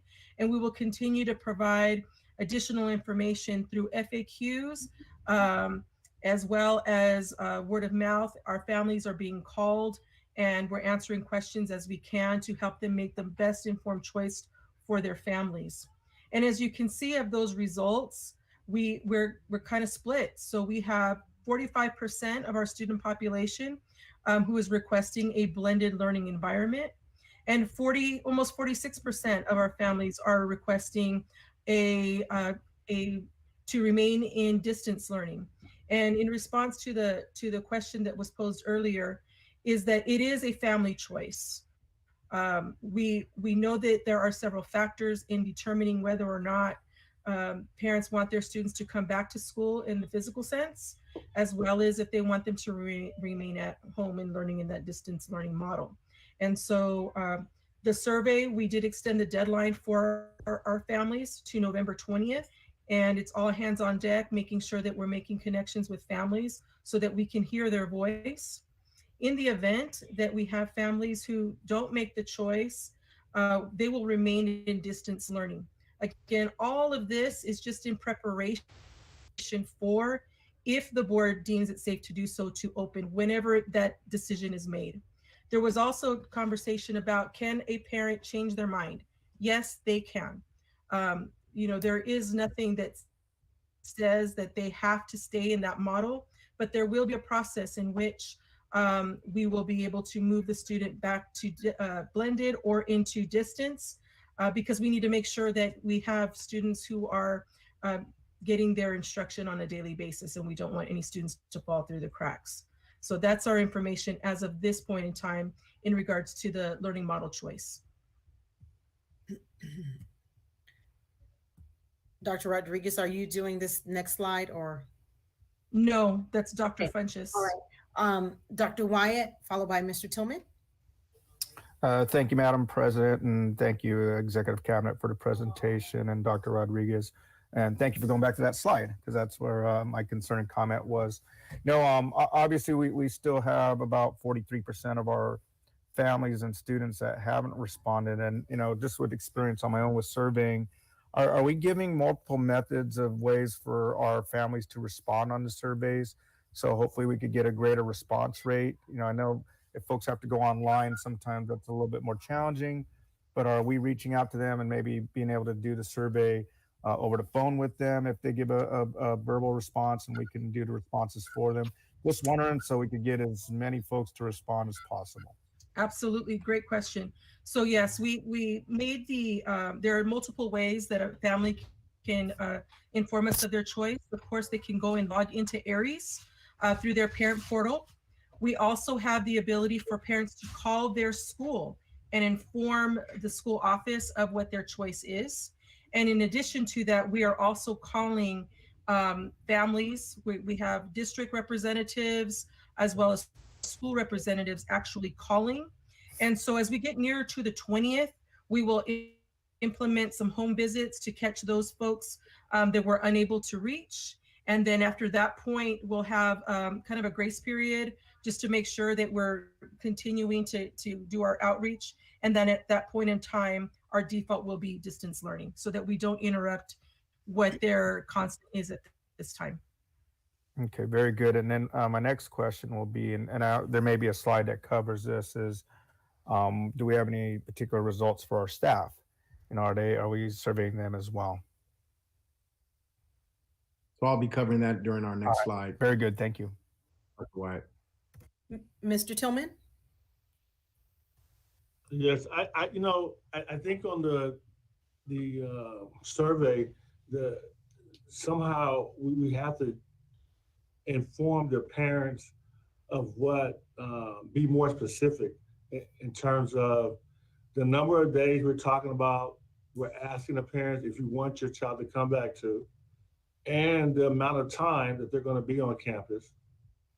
Because without that, if they're going to be able to keep the same instructor. And then the board needs to be informed that if we do a blended model, will some of the students who are doing distance learning, will they have to be assigned a different teacher than what they have right now? Because if a teacher goes back to the site, then that means that all those other students that are going to remain in distance learning are going to have to be assigned a new teacher. That type of information we have to have before we pull the trigger. The worst thing to do would be to say, based on this survey, these parents want their students to return to site on a blended learning, but in the end, they don't have all that clear information in terms of the length of the school day, how many school days, and whether or not their child is going to keep the same teacher. And I heard something, and it may be wrong because it was just public comments. Are we ever going to get to a point where we're telling a teacher who's a high-risk teacher, over 65, ailments, all the things that put them in a high-risk class, are we suggesting that we're going to force them to come back? Or even, are we saying that? I don't believe we've said that. And has that been taken into account in determining what the capacity is for any type of on-campus learning? And that's a great question, because that segues into Dr. Funches's piece around the teacher choice. So, but just so you don't lose out of the survey, I think the survey needs the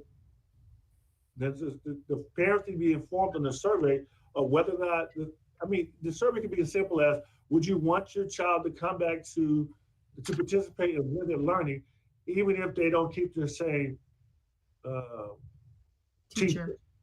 And I would like to have the survey say, if you maintain distance learning, will you be upset if your child doesn't get to keep the same teacher because they may go back to campus to accommodate blended learning? Because what I don't want to do, to be quite frank, is institute something that we think parents want, and I have more parents mad at me then than they are at me now. I mean, I got parents that hate me right now because we're doing distance learning, and I can accept that. I don't want more parents hating me because I make this change. I got to make them hate. The least amount of hate, that's where I want to go. We're with you. Well, again, there's some more information to this, and I think that's what got us here, is because one needs the other. We need to know where we are with the teachers' availability, as opposed to how many of the students. And I do agree there's additional information that's needed, but I think at the time when we were talking about gathering information, it became a survey of who wants to come back, who didn't. I think we had even 3 choices. Now we're further into the weeds of trying to identify some additional things. But I think as of now, is it you, Dr. Funches, you're gonna start talking on the slide about what we looked at there. Thank you, board. Thank you, President Rogers. I will talk briefly or give an overview about the process for preparing to bring our workforce back and how that aligns with the choices that parents are making. So, as you know, everything starts with negotiations, meaning we're working and will continue to work with our various labor groups to reach agreement for working conditions upon the safe return of our employees, which includes safety protocols, as you know, personal protective equipment, scheduling, and possible assignment changes based on student need. But this is all contingent upon when it's deemed safe to come back. So in the negotiations process, and we don't want to get in front of that, we are talking right now about how we look at teacher assignments and what the process is for that. So I'll talk a little bit about that, Mr. Tillman, in terms of employee safety as well. And so as we prepare to bring employees back, we are deploying another employee survey. And we waited specifically for Thursday so that we can gather information yesterday and tonight.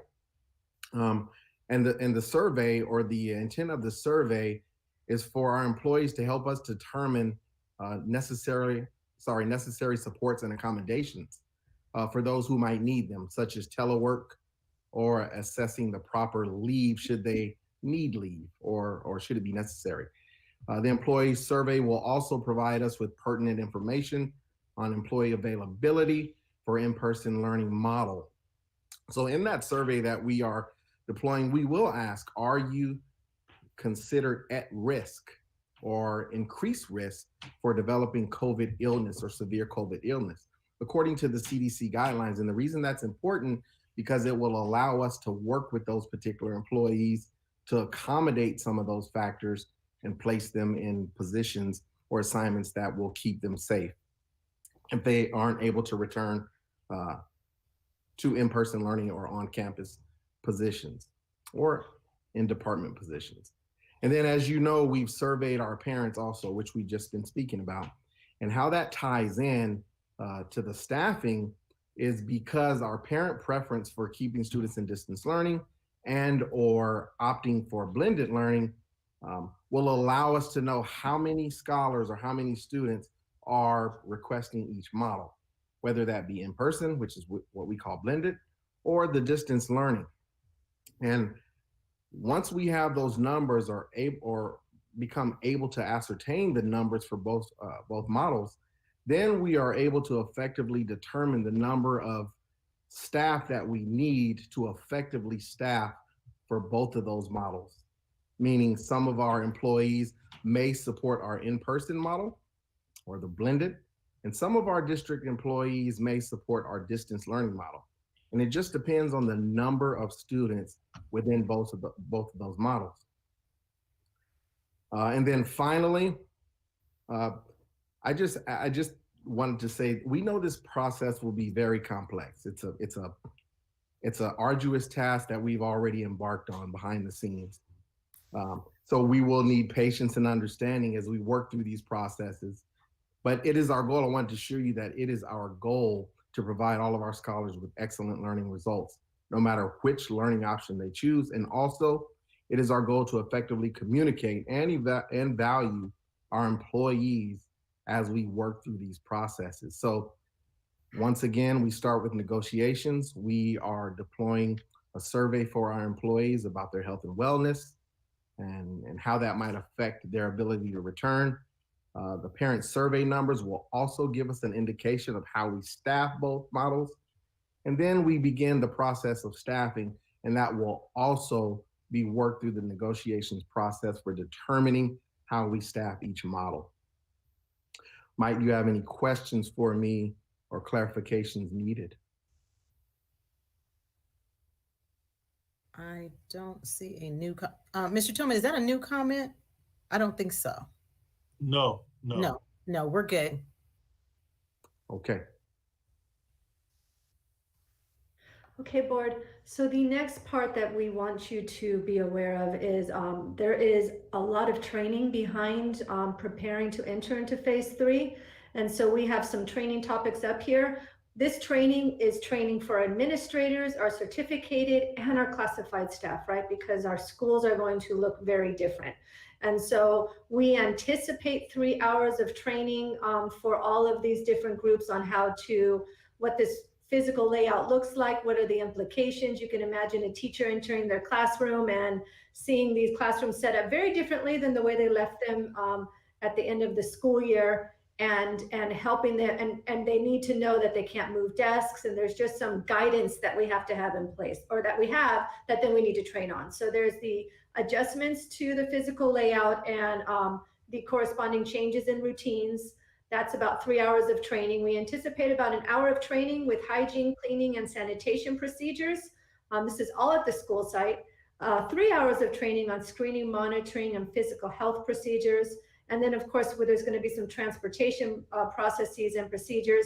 The idea of ingress and regress, that's included in the physical layout of the facility.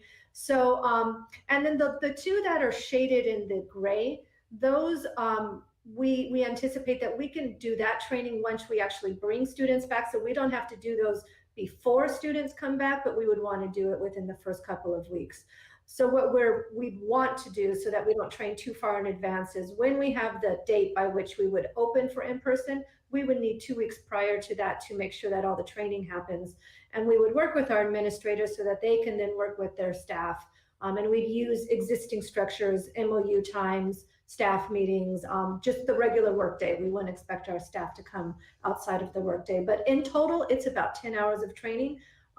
These trainings align with the board policy that you put in place as well. So, and they are in alignment with the state and federal guidelines. So about 2 weeks of training prior to offering in-person learning. Our next slide will be Maria Espinoza. She'll talk to you about transportation. Good evening, Madam President, board members, and cabinet. My name is Maria Espinoza. I'm the Director of Student Transportation. And the following are the safety measures that will be in place to keep our students safe when it's safe to return and resume busing. Face masks. As the state mandates, face masks must be worn by all students, and this includes our bus riding babies. The buses will be equipped with spare masks, or for should a student arrive without a mask, one will be provided. Students must grab onto the handrail as they step into the bus. Therefore, hand sanitizer will be provided to students before boarding. Physical distancing seating will be provided to ensure we maintain adequate distance between students, which also means we'll be reducing our busing capacity by just a little over 2/3. In the aisles where students are not seated, windows will be open to ensure ventilation. Buses will be sanitized after every leg of service. This includes at the transfer sites as well. An attendant will be assigned to each bus to help with the hand sanitizing, the seating of students, and the actual sanitizing of the buses. Now, due to the reduction in seating, we will be combining magnet and capping students to both maximize our seating capacity and reduce the ride time of our babies. When it's safe to do so, we will be ready, and we look forward to servicing our families and to sewing our babies back on buses. Thank you. Any questions? I'm not seeing any. Thank you. Thank you. Oh, wait, hold on a second. It looks like Ms. Rosales Medina. Yeah, no, I do. I have with regards to the temperature checks. Are they going to be checking the temperatures as the students come on the bus? So one of our biggest concerns with conducting temperature screenings is what to do with our babies at the bus stop. A good majority of our students, they either walk on their own or they're dropped off by their parents. So if in case we do have a student that's running a temperature, what would we do with them? And what would we do with the remainder of the students on the bus? One requirement is going to be that parents screen their students before they're sending them to school. And then of course, the second screening will take place once we arrive to school. So we feel that along with the other safety measures that we have in place should help keep our babies safe. I see a potential risk only because, not all families have thermometers to be checking. They don't have the temperature checks to be checking. So if there was, it would be ideal to do it before they come on the bus. It doesn't mean that you're going to refuse them. Maybe have a designated area so that way you can have families come over to pick them up by the time the bus arrives before they enter the building.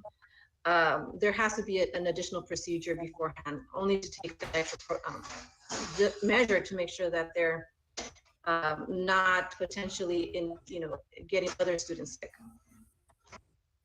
We can definitely explore that a little further, Ms. Medina. Okay, thank you.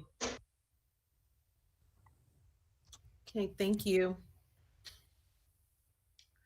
Okay, so board, you've heard where we are with the various components, our PPE, our physical distancing setup, the parent survey, the staffing, the transportation. There are additional considerations that we have been thinking about as a district. And as we try to figure out when would be the earliest that we could offer any kind of in-person learning. And so here are some of them.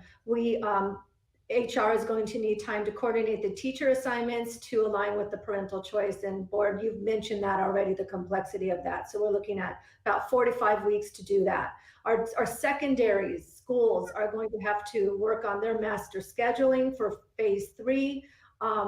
And we're saying 5 to 7 weeks, and I'm sure our high school principals are taking a gasp because that's a big lift. but they need time to do that.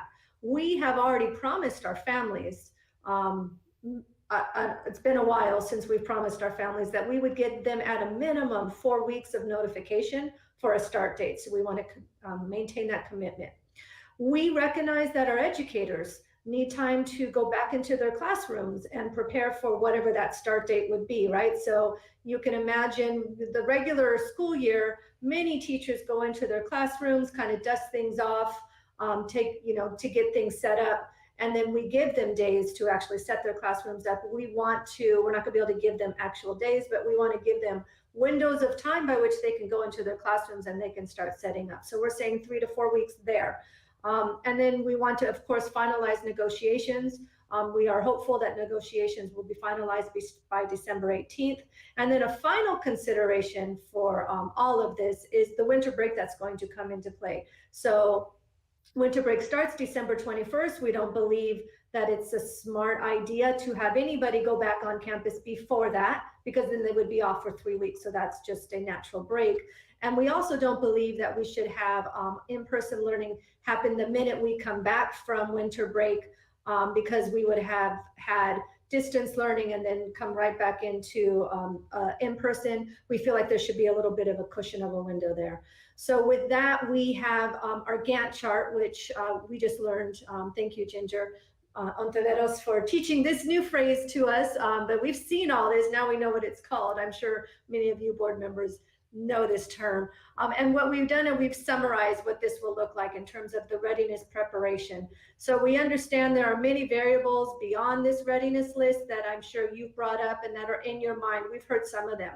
There's a concern of our students who live in multi-generational homes. There's a concern about our families that may not have access to health care if somebody does get sick. And then there's that concern that we've heard you talk about and we've read about as well, the potential of opening and then having to close down again because due to an outbreak and just the challenges of the uncertainty, right? And so they're all uncertainties and they're questions, and we're trying to figure out how to balance it and how to support you, board, in balancing that. It really comes down to a level of risk tolerance. We know that leading during uncertainty, that's part of transformational leadership. I want to thank you, Dr. Hill. We couldn't have planned this any better. This idea of transformational leadership, I did some research on it, and what are the key behaviors that the leaders need to show during times of uncertainty? And it's to guide, it's to encourage, and it's to enable. And you, board, have been doing that for your community and for us as a district. And so we thank you for guiding, encouraging, and enabling us to do what needs to, and to be flexible during this time of uncertainty. At this point, we want to ask you, and I'll go through this summary, but at the end of the summary, we do want to know if you want, if you feel comfortable with the opening date that we're proposing for phase 2 to be in late January, and if you want us to prepare for an elementary waiver. So let me again just talk through the summary, and then we can talk about the 2 asks that we have for you. So we heard tonight that our family preferences will be done by November 20th. We heard clearly that we have to make sure our families know what they were actually agreeing to. So we will make sure that we make that clear. Then the staffing comes into play. You could see how it starts to overlap with family preferences. Everything gets triggered by what our families want for their students. The staffing and the master scheduling will take place simultaneously. Master scheduling will need more time. Once we get that work going with the staffing and the master scheduling, then we can start the routing for the transportation. Transportation needs 6 to 8 weeks to complete that routing process. Towards the end of the transportation, we would start the training. That will be in the last 2 weeks. And during the month of January, once winter break was over, of course, we would then have our teachers be allowed, we'd have our principals create staggered schedules to have them start coming in and preparing their classrooms and just getting in the mindset of being back on campus, as well as notifying our families so they know what the earliest we would open. And so you can see up on top that our earliest date that we believe we can open for phase 2, so that's for the identified small cohorts of students. They would still get distance learning, and then they would get above and beyond supports the above and beyond supports for our special needs, moderate to severe students would be case carriers unless they can't come in, and then we will make those accommodations.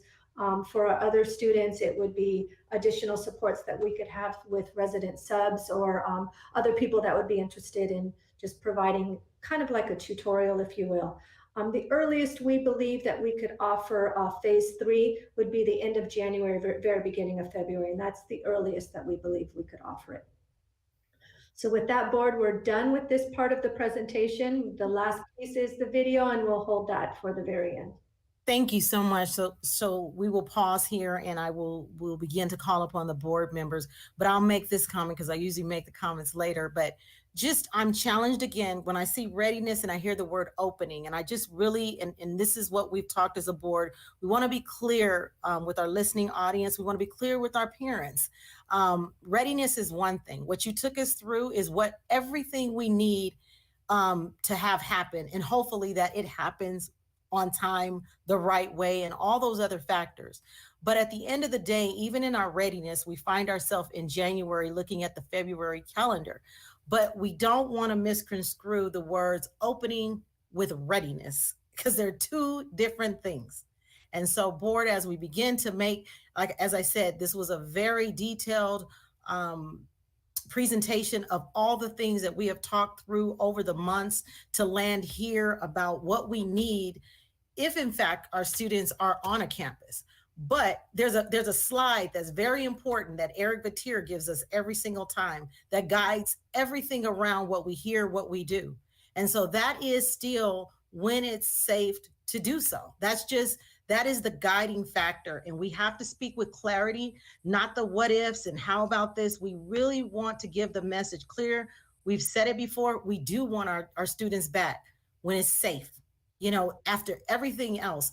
And this is a readiness. This means the district is saying they're going to have everything they need for someone to step foot on the campus and begin to do in person. It has nothing to do with saying we can look in the future and know that on January, whatever date, everything is going to align. So I do see Mr. Tillman, you are, I believe, in the comments. Yes,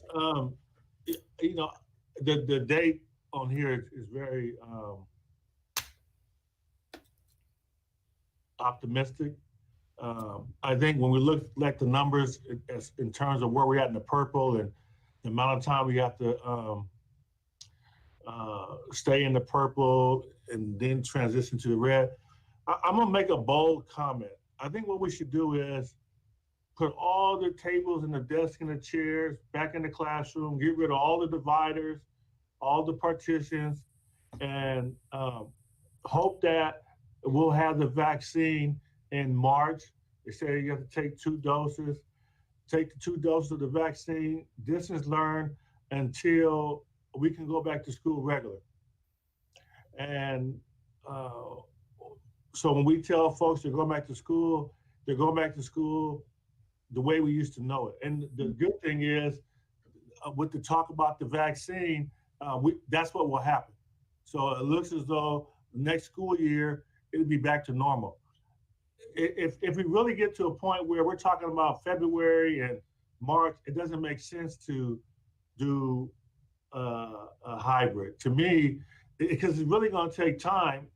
It sounds like I'm being facetious, but it is going to take time to restore the classrooms back to normal. So if we have the potential to do that, I think we should do that now, continue distance learning, and whatever the earliest time is that we can get back into the classroom normally because of the vaccine, I think that's what we should do. But I don't think we should even entertain doing a hybrid. It's right now, as bad as distance learning is, we know how bad it is. We've adapted to it. And I think we should continue with that until we can truly go back to school open as normal. And I mean, the board has to decide tonight, but I think within the next couple of meetings, we should make the decision so we can give the staff direction on prepping everything to go back to a time when it's like it used to be. And to tell you the truth, It's not that bad. It would only be, we did this in March of last year. So if we actually get the vaccine rolling out to regular folks in March and April, then we shut down for a year, and we saved lives the way that we did it. However bad the numbers are in the county, in the school district, however purple they are, they're not that purple because of us. And the thing that the other people across the nation don't understand, because they're kind of slow, if you open the schools, your numbers are going to go up. And they act like they get surprised when they say, we opened up the schools and our numbers are up, so we're going to shut down the schools again. If we open our schools and bring back 50,000 kids, the numbers are going to go up unless we have the vaccine.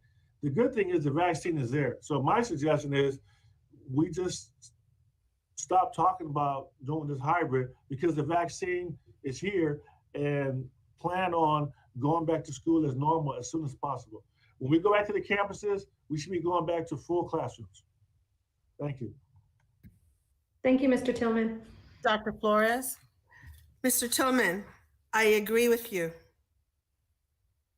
I totally agree with you. I think that we would be putting our kids and staff in harm's way until we get the vaccine. And we're not going to be sure. And like you said, and I've read all these, I read a lot, and I read the newspapers, the New York Times, the LA Times, the Guardian, the Wall Street Journal, every morning, and it is scary. And Chicago Times as well. And so it is, I think, the most prudent suggestion, Mr. Tillman, that you have, that we stay in distance learning. And also, our CSUs have decided to stay in distance learning. Our community colleges made that decision a long time ago. And, safety, not just safety, but, our lives are in the balance of all of this. And we have to remember that. And so I would, Madam President, would we agendize this for next board meeting so that we can make a definitive decision for our parents, our community, and our teachers and staff?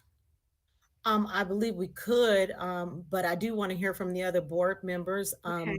Not only was it, I hear, like I said, this calendar is still looking me in the face and says February, which means the school year, I think, ends in, June or a few months out.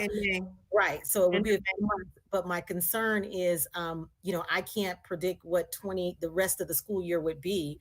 But we know that this one looks like it's at a conclusion, but I want to hear from the other board members. That would be my recommendation to agendize it. Thank you very much. Thank you. Dr. Hill? Thank you, Madam President. Dr. Menarez and the rest of the team, just want to thank you for another great presentation.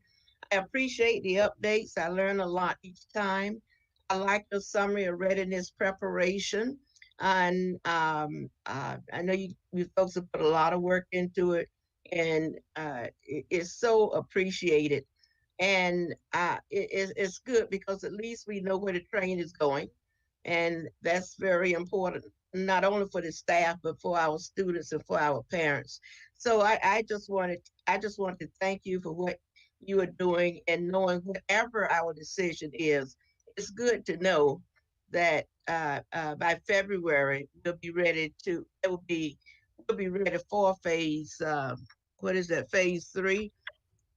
But other than that, I think it's always good to prepare and hope for the best. And of course, we don't know what the next wave of the virus is going to cause for us, nor are we going to know what the temperature and anything else is going to be. So while we wait and see what happens, I'm glad to know that whatever decision we make, that you're planning for the best to happen in February. So I appreciate that from you and your team. Thanks so much. Thank you, Dr. Hill. I am not seeing any other comments. So hopefully all the board members have had an opportunity to weigh in. What I will say at this point is please, yes, make note. We will go ahead and agendize this discussion to talk about the remainder of the school year, which is very important. And then any other additional information that we need to weigh in what it could look like after.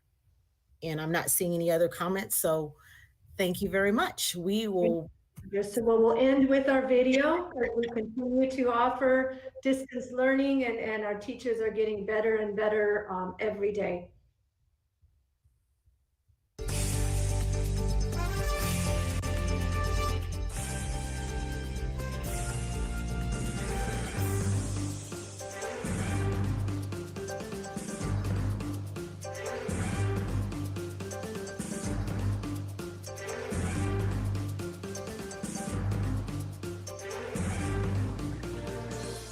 School, you don't just go to school.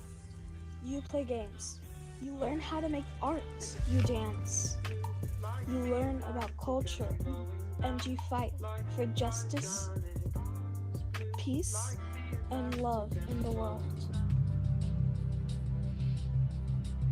Well, it looks like we're gonna have a great day today. Let's take a look at our weather map.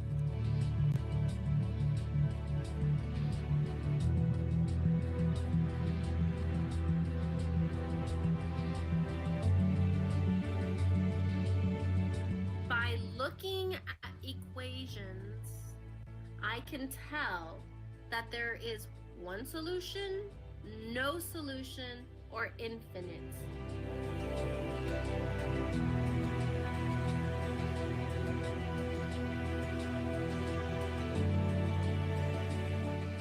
Here is the evidence that I'm gonna go to tutoring.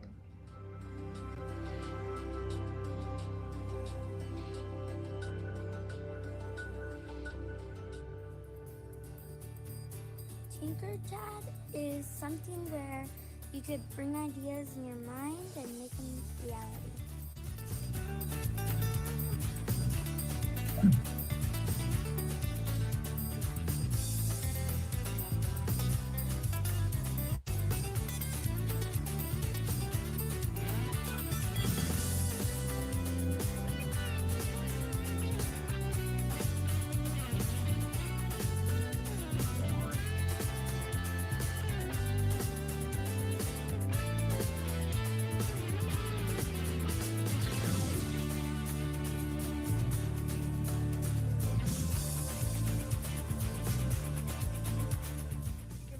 Perfect weight for yourself, like what you want, and also you won't get any bad diseases like heart disease, diabetes, and high cholesterol.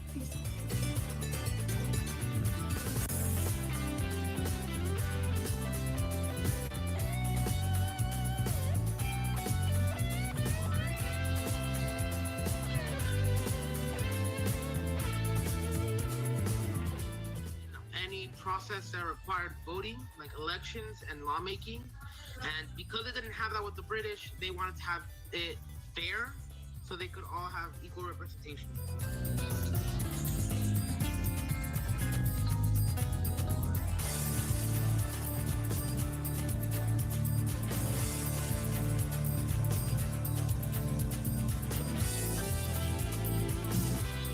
The French soldier is carrying an American flag, so the French is supporting who?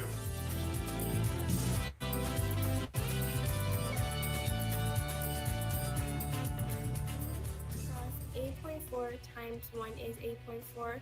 1 times 2 is 2. So that is an improper fraction.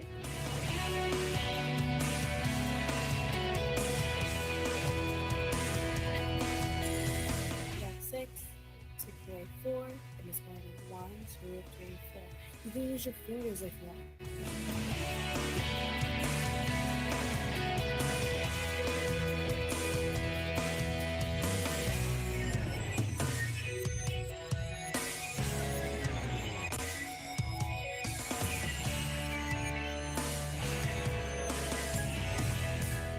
Is there energy in this system? Let's try something stronger. What if we use the actual sun? Is there energy in the system?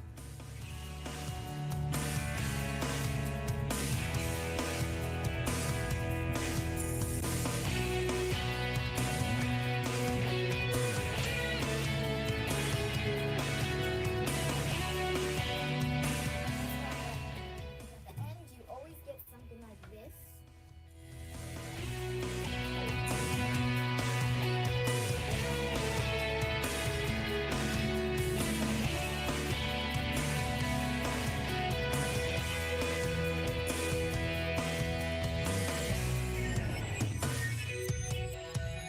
Hopefully, in the upcoming year, we will have a vaccine and COVID-19 will become a history lesson like the Black Death. Until then, stay home and stay safe. I'm Sean McDonald signing off from KRPA 5 at News.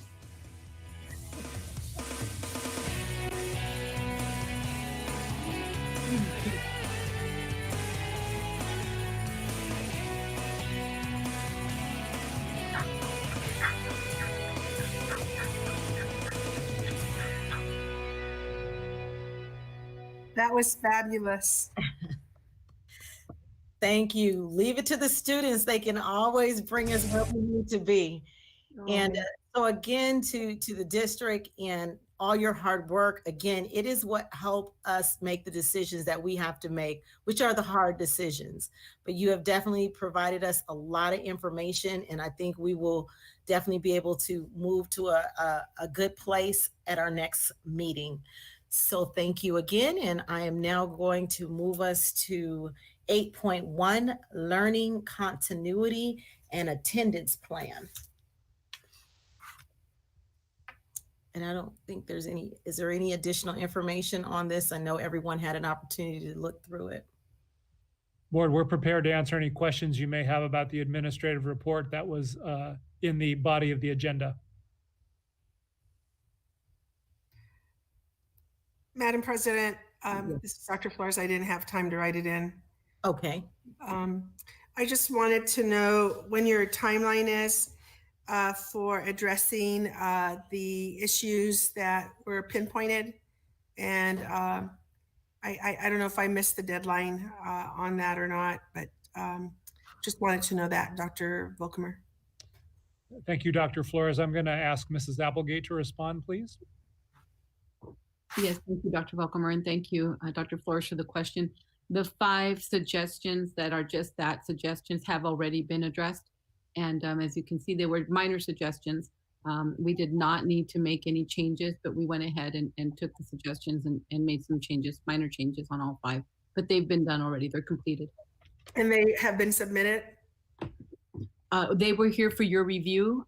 We were directed to have you review it in a public meeting, and we will then take them right back as soon as you review. Okay, so we met them all, right? That's correct. Okay, thank you. Anyone else? That was great news, definitely. All right, there's no other, and we don't need to take any action on this, right? Or do we?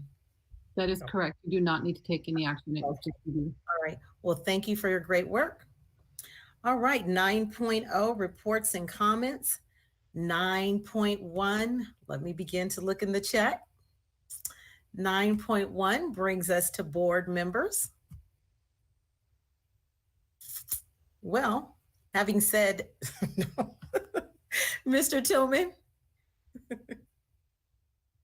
Yes, and superintendent and staff, thank you for the presentation. To the employee, staff, and parents and community that reach out to me about concerns and issues, I want to thank you and continue to encourage everyone to be patient. There is light at the end of the tunnel. I think that we as a district have made the right decisions pertaining to COVID-19. There have been some disasters across our country, including people dying.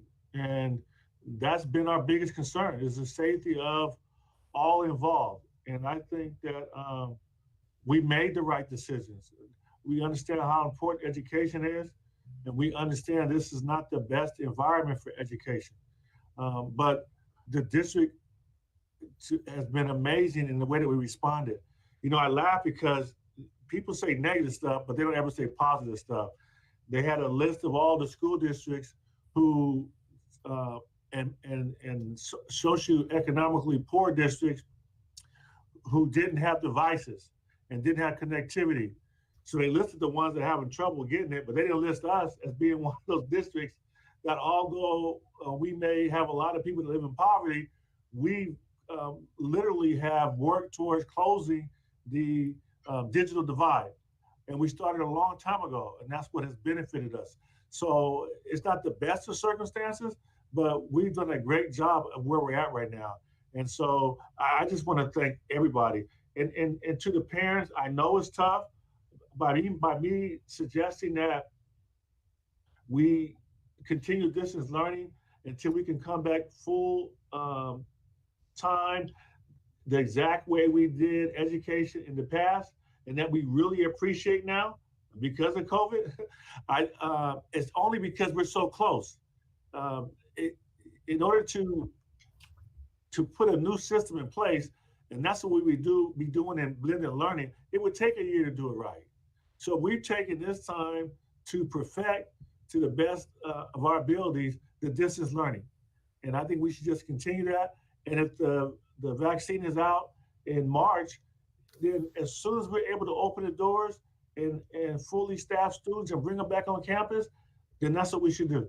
And it looks as though we'll be able to have real graduations if the timeline is right. So I'm excited right now.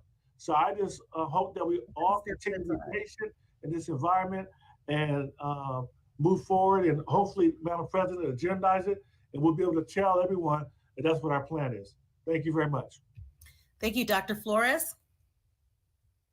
Yes, I want to thank the cabinet and all our staff that has worked tirelessly so that we can serve our students and our teachers as well, for all their hard work, and all our administrators for all that they're doing. And Dr. Monatis, who created that video, it was just fabulous. It was incredible. That was secondary ed. Oh, was it? Uh-huh. Yeah. Well, I want to thank them for their efforts because that was spectacular, capturing all the different nuances, all the different aspects. I'm sure there's many more. And like Danny said, you know, this board started closing the digital divide about 5 years ago. And you know, unbeknownst to us, that's what we were going to be doing in terms of distance learning. And I agree with Danny, you know, why don't we perfect our distance learning and get better at it? And once the vaccine is here, then we can all return to some normalcy, right? And some, instead of, you know, trying, I think, you know, all the things that you shared, I think it's a logistical nightmare. All the moving parts, I don't know. I don't think we're going to be able to do, I mean, I think that's what we desire, but I don't know if we can pull it off, you know? There's too many things, too many unknowns in terms of, you know, protecting our children, our safety, you know, everything. But anyway, I wanted to thank everyone for that. And also, I wanted to give a shout out to our president because she's going to be on a panel for the California Latino School Boards Association on November the 12th. It's on the virtual Unity Conference, and she's going to be addressing building resilient leaders and students. And it's from 9 to, I think, 10:30, 11. And it's, if you want to go on it, it's clsba.org, and it's there so that you can click on it. I'll say it again, clsba.org, and you can, you know, click on it for So you can, it's free. You don't have to pay for it. And the featured speaker is going to be James Edward Olmos, and he'll be talking about unlocking the power of learning through filmmaking. And it's children in fourth grade, third grade through high school. And so it's the Cinema Youth Conference or Committee. I think it's conference, a Cinema Youth Conference that will be featured. But anyway, I'm so happy that you're going to do that, President Rogers, because of your article that you wrote on leadership. I know you're going to like motivate everybody. So thank you so much for agreeing to do that. Thank you. Thank you, Madam President. Dr. Hill? Thank you, Madam President. One of the things as you were doing the presentation, I was just wondering, you know, we have the town hall meetings, and if you have 200 people there, that's good. But we have 48,000 students. And I was just wondering if maybe through communications or marketing, that we could do something with maybe a card, a 4x6 card on what parents need to know, and maybe come up with some partnership with our supermarkets, because one of the places parents go, they do go to the supermarkets. So we could get them in our, especially in our major supermarkets, and even the mom and pops if we can. But something that we can have something on the wall or some place to say what parents need to know about schools, or what parents need to know to make students safe, something of that nature. But if we could do something like that, it won't be anything clumsy. It would be just a small, a colorful card with information on. So, you know, parents, and at the end, I'm sure we can meet the needs of at least 40,000 of our parents. But it's a suggestion, but if we could do that, that would be great. I had the opportunity today to listen to Admiral Moore, who spoke about his schooling, his involvement with the military, and the motivation bits he had for our youth. And I just want to thank Chief Polino and Assistant Chief Donahue for the invitation. And I just enjoyed that so much. And I hope that's recorded so that we can share it with our schools. And I certainly want to thank our staff. Everybody's been doing a good job. I was so glad to hear the CSEA rep talk about people working in the warehouses, especially because not only are they receiving stuff, but you know, they got to be in real good shape to be moving those boxes and things of that nature. So while we appreciate all of our staff members, we sure want to give a special to the people who are doing the lifting and carrying and moving and things of that nature. And other than that, I want to just say Happy Veterans Day to all of our employees who are veterans and significant others. And just hope tomorrow all of you enjoy your day off. Thank you. Thank you, Dr. Hill. Dr. Wyatt? Yeah, thank you, Madam President. And thank you, Dr. Hill, for saying that about Veterans Day. Definitely happy Veterans Day to our veterans that are out there. And definitely thank you to our staff for the wonderful presentations we've had today. We know you've put in a tremendous amount of work trying to come up with solutions to, you know, not just distance learning, but if we were to come back to in-person teaching and learning, how could we do that? And I know that you know, a lot of times we're just saying, we're coming up with as many different solutions as we can, and then somebody comes up with another question about what about this, what about that? And I don't think we can answer every one of those darn questions. And you know, thank you to the families and parents and staff that came to the town hall meeting last night. And that was a snapshot, I believe, a snapshot of really the majority of our families out there that have just so many questions. So many questions. And, you know, Dr. Hill, I think that was a great idea about an information card as well. As much information as we could get to our families, I think is very important for them to be informed on what some of our potential plans look like. You know, my concern is when we look at our parent surveys, family surveys, we have 54% around that, I believe, of families and students that want some sort of in-person teaching. And we know that safety is first and foremost, but gosh darn, you know, they're reaching out and saying, this is what we want. And, we represent our community as well. So that's a tough decision for us to make. It really is, in order for us to come back. And I know everybody's talking about, well, the vaccine's supposed to be come out. The vaccine's supposed to be come out. How many people are really going to get that vaccine? Let's ask that question as well. There's a lot of people I'm talking to that say, well, vaccine's coming out, but I'm not getting it. I don't want to be the guinea pig. I don't want to go first. Maybe somebody else should go first. So I don't think we should put a lot of, hope into that either. I mean, don't get me wrong. I think it's great that a vaccine's being developed, but what's the efficacy of that vaccine when it does come out?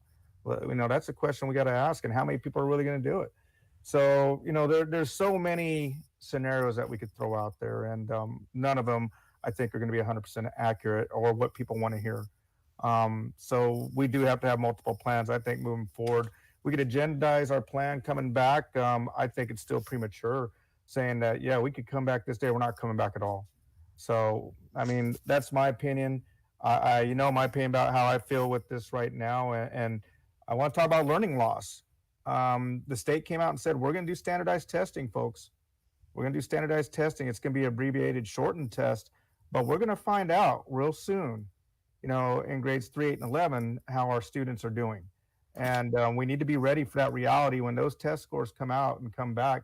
Yeah, it might not be this year or anytime soon, but we're going to find out how well did we do, or, how much more we have to improve, because these are tough times in regards to teaching and learning. And my hopes go up to everybody that we're doing great and kids are excelling, but we need to be ready for when those results come out as well, and how we're going to prepare our kids for standardized testing and how we're going to administer those tests as well. So there's still a lot of challenges ahead of us. And I will say this, I know we have an amazing team in place. We have an amazing board that cares about our kids and our families, our community. So, I mean, there's so many layers to this, folks. And gosh, the hours have been invested into this. And I know just the time and the stress as well that goes along with it. So families, please, I heard somebody say, be patient.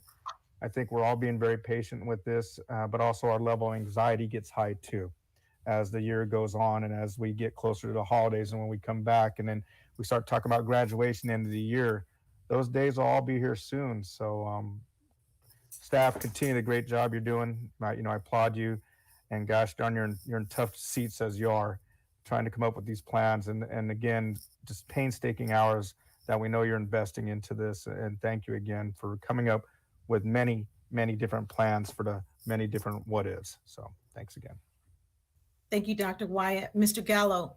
Yes, thank you, Madam President. I just wanted to give a shout out to my fellow veterans and hope they celebrate and think about the greatness of our country that we have and the freedoms that are afforded by those who have served. And from me to your families, I thank you for your service. And I want to thank the team, again, the SBC USD leadership teams and everyone that's been involved in this, these consternations on various choices for parents. They're almost infinite. And, that no matter what we do, no one can guarantee your safety. 100%. Nobody can. We can make preparations and we can do all that we know to implement those safety precautions and things, but no one can actually ensure your safety. And but that's up to you. And so hopefully we'll provide options when it's right to do so, and when we're allowed to do so, to open up our schools as we see fit. And it will still be up to the parents to choose and the staff as to whether or not they choose to come back under that environment. I heard a lot of the public comments say, gee, is the choice taken away from us? I don't think anyone on the board or anyone in the staff, any one of our staff has said that people will be forced to choose a specific option. I just want to make sure that's clear, because it obviously wasn't for several of the public comments people who submitted the public comments. So perhaps Dr. Volkmer, you might want to just make a comment on that. That concludes my remarks. Thank you. I see you, Mr. Salas Medina, but I don't see you in the chat. Are you ready? Are you going to speak? Yes, no, I just wanted to say ditto as everybody else. I was just waiting until the end. You know, the reality is we are in a difficult situation, but I am proud of the fact that, as Mr. Tillman mentioned, we are ahead of the game when it comes to technology with the devices for our students.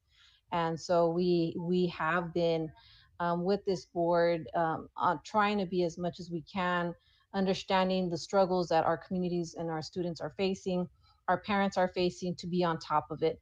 And it shows. What the reality is that we do have our families and our students prepared with technology, with the computers and the devices they need. And is there more that we can do? Yes, but I know that compared to other districts in similar situations, we're ahead of the game. So I do appreciate our district, our staff, a superintendent, deputy superintendent, and the remainder of the board. So thank you so much for your help. Thank you. And I do want to acknowledge also to our veterans. I actually have a veteran in my home that handed me his 20-year finally made it paper 2 days ago. So I am happy about that. And, you know, that's a good thing. And definitely it's been a long time coming, but I continue to push him. Don't tell him I said it. But I do also want to just, again, commend our board, forward-thinking board. It's just a pleasure to be a part of this group, because there's a lot of first, as we like to talk about and have talked about in the last few months. First, I mean, that's probably the reason why I'd like to think, you know, I have some good knowledge, but that's a lot of what I talk about when I'm on panels and being called, is all the first things that is happening here in this district. And I'm so very, very proud to be representing and a part of this board. And having said that, you know, our board is unique, as I've shared with others. We work together as a team. Everybody is all a part of the one big family. And I don't know, because the days get kind of blurred together in the board meetings, but I know we have a face on here, Annie Applegate. And I want to say, I don't know if she was here prior, but I do want to acknowledge her again, because she is here with the team, and our team has grown, and we're just proud of how we just come together and we move forward, and you don't even see the dips in anything. It just continues to move forward. And you guys are all very, very valuable to the success of us as board members. So I appreciate you. I do also want to give, I can't see her on my screen, but I want to give a shout out also to Ginger. I've been seeing these mentee spotlights here and there coming up, and that is a great thing. I had thought several months ago, in the midst of other things, how we can highlight those, where are they now, you know, and she must have been reading my mind, because I like seeing that as well, because we do such amazing things. And in the midst of COVID, in this virtual world, we've been able to get out a lot of information that sometimes we wouldn't have maybe gotten around to, but it's floating around out there in cyber world, and we certainly appreciate it. Just like I appreciate our parent champions. I'll say it again and keep saying it. Our parents are on the front line right now, and we want to support them every way that we can. Listening to them last night was, again, very helpful to the decisions that we have to make, because they're in it, and they're in it to win it, and we're in it to win it along with them. So we appreciate you, parents. Let's keep working together. And lastly, it is National Psychologist Week, and we do want to acknowledge them, because we know that work has also increased as well. And so we definitely want to send them a shout out and appreciate their work. So thank you all, and those are my comments. I will now turn it over to 9.2, Superintendent and staff. Thank you, President Rogers. Just a few comments this evening, board. As usual, President Rogers is one step ahead of me. I also wanted to welcome officially Mrs. Applegate, our new Assistant Superintendent of Educational Services. This is her first board meeting since you appointed her board, and we're just thrilled to bring a person with such a demonstrated track record of success to our cabinet team. Know she's going to be doing great work for us, as is exemplified by her over 25 years of service for our district and our community. So welcome, Anna. Thrilled to have you on as part of the team. Yeah, I see lots of clapping right there. Couple celebrations, board. Mrs. Mr. John Brannon, a teacher at San Gorgonio High School, has been nominated as a finalist for the Region 12 California League of High Schools Teacher of the Year Award. Mr. Brannon is a long-term, very dedicated team member of SBCUSD, very deserving of this recognition. We'll find out if he becomes the regional winner on December 1st and moves forward to the state level competition. There'll be a virtual ceremony honoring him on December 1st. And if you'd like to be a part of that, just let Karen know and we'll get you registered. We want to also congratulate Dr. Sudha Venkatesan, our Director of Secondary Education, whose research paper, which is based on her dissertation, by the way, called Exploring Relationships Between Social Emotional Factors and College Readiness, evidenced by A to G completion and GPA, was accepted among, are you ready for this? 10,000 submissions. 10,000 submissions. Dr. Venkatesan will be presenting her work during the 2021 American Education Research Association in the spring. So congratulations to Sudha. That's quite an honor. And then lastly, in terms of celebrations, we want to congratulate Dr. Marcus Funchess again, who was recently recognized as the 2020 San Bernardino County Distinguished Service Award recipient. It's part of the County Education Medal of Honor Awards program. This is a much deserved honor for a member of our team who has consistently demonstrated a deep commitment to our community and the ability to be very productive in various roles. So congratulations, Dr. Funchess. Very, very proud of you. Board, you did, making sure I got all my notes together here. As has been mentioned, we had a very successful town hall meeting last night. We had over 400 people viewing on YouTube and over 200 participants online. We spent about 2.5 hours listening to our community, and those exercises are always very valuable. I want to thank President Rogers, Vice President Wyatt, and Dr. Flores, who were able to join us. I don't know if anybody else was. I apologize if I missed you. But we received a number of compliments from members of our community for hosting the town hall meetings, for providing information, for hearing their questions, their concerns. We answered a number of questions, and we always get a lot of insight, as you have mentioned a number of times this evening. We always get a lot of insight from those experiences in terms of what we're designing and in terms of program and how it's actually translating into the field and what people are experiencing. And it's very important for us to know if we're going to serve our community well. So I want to commend our team for designing a very interactive program last night, getting a lot of good information out, getting a lot of good information in. So very, very happy with that. Board, in your original schedule of meetings for the year, you had a board meeting designated as December 8th. We did hear as our annual organizational meeting, we did hear from the county schools office that due to education code requirements in election years, we do need to move that board meeting to December 15th to comply with that education code requirement. And so we'll have an action item for you. You do have to take an action item to change your official board meeting calendar for the year. So we'll have an action item on the November 17th agenda for you to take that action, but we will be moving it to fit into that time frame of December 11th through 25th. So we'll be moving it from December 8th to December 15th at the next board meeting. I'm just checking my notes. And then finally, I want to end my comments or my remarks this evening by expressing my deepest appreciation to all of our veterans and service members for their service and for their commitment and sacrifice in protecting and preserving the freedoms we hold so dear. Thank you very much. We appreciate everything you've done and all that you continue to do. And those are my comments for this evening, President Rogers. Thank you. Thank you, Dr. Volkemer. We will now move to, my screen's not moving.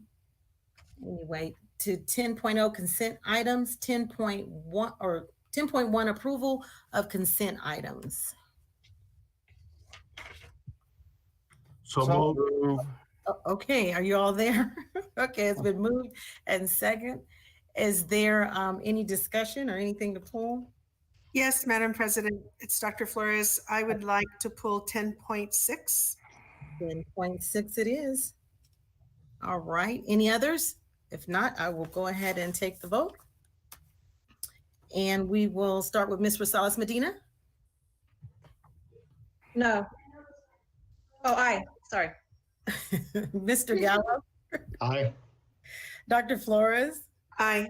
Mr. Tillman, Aye. Dr. Hill, Aye. Dr. Wyatt, Aye. Gwen Rogers, aye. Motion carried. All right. We are now at 10.6, Dr. Flores. Yes, Dr. Volkemer, I would just like clarifications on this item. It's a $1.8 million and it's over 3 years. So I would just like clarification on what we're using the money for and why, and because it is quite an investment, and if there's any return on our investment for the next 3 years. Great. Thank you, Dr. Flores. I'm going to turn it over to Janie to talk about a little bit about the technical piece of that, and then I'll just make 1 or 2 comments when she's done. Okay. Thank you, Dr. Flores. We've had this program with Synergistic for a number of years before I came. So this contract pays for 3 full-time energy specialists. It pays for the software that tracks every single meter that we have in the district, so they can see for anomalies or if we're being overcharged, and some of the engineers and stuff that provide guidance for us. We avoid increased energy costs of about $5 million a year.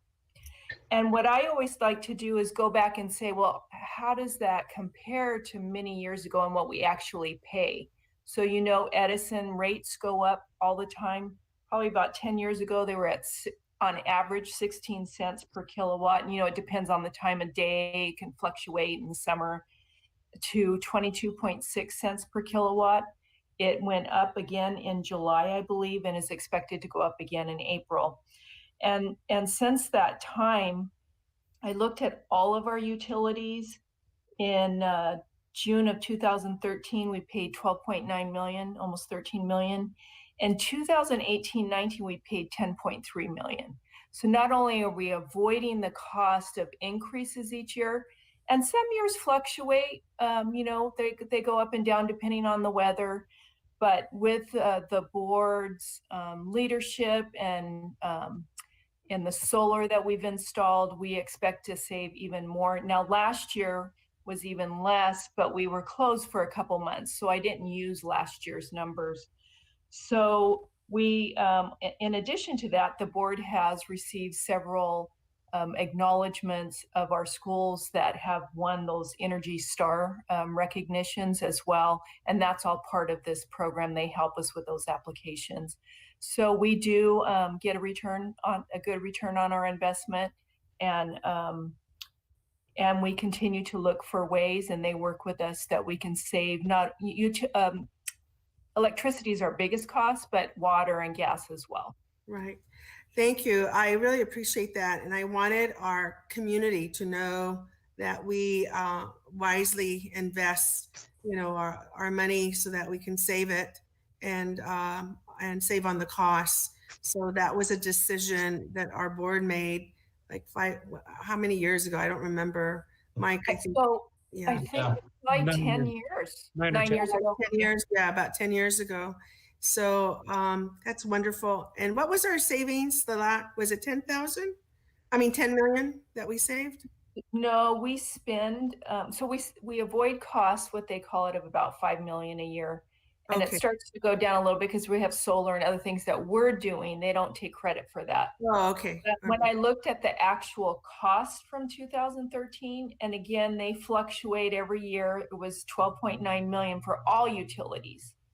And then in 2018-19, we paid 10.3. So generally, almost every year but one, we've paid less than what we did in 2013, although rates have gone up. Does that make sense? Yes. And really good savings in 2018-19 and even more last year. But I didn't bring up that number just because we were closed for the 3 months. But I think the solar is really advancing the savings, and we will be bringing our next phase of solar to you soon.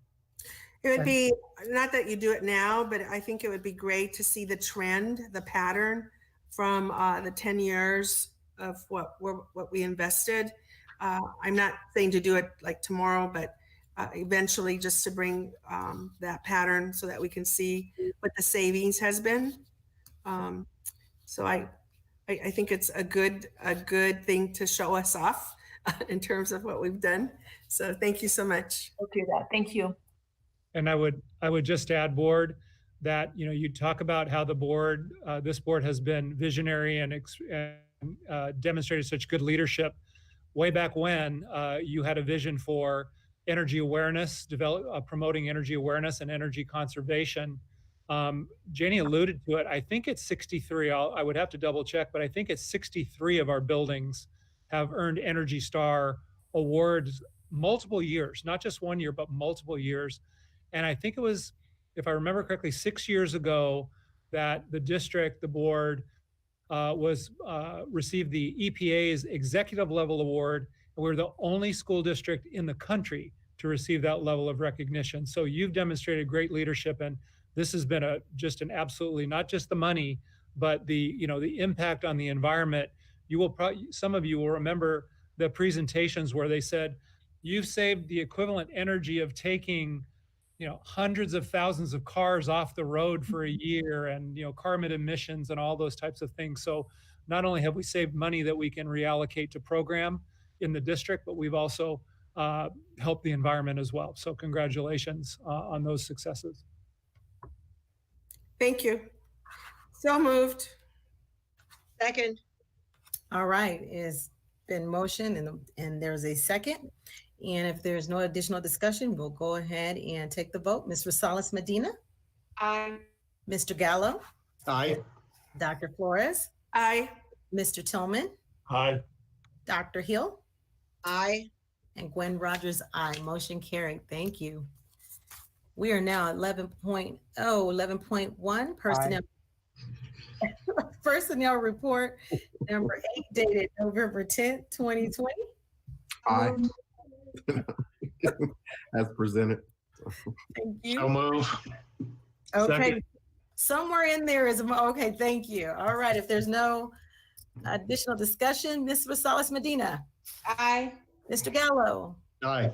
Dr. Flores? Aye. Mr. Tillman? Aye. Dr. Hill? Aye. Dr. Wyatt? Aye.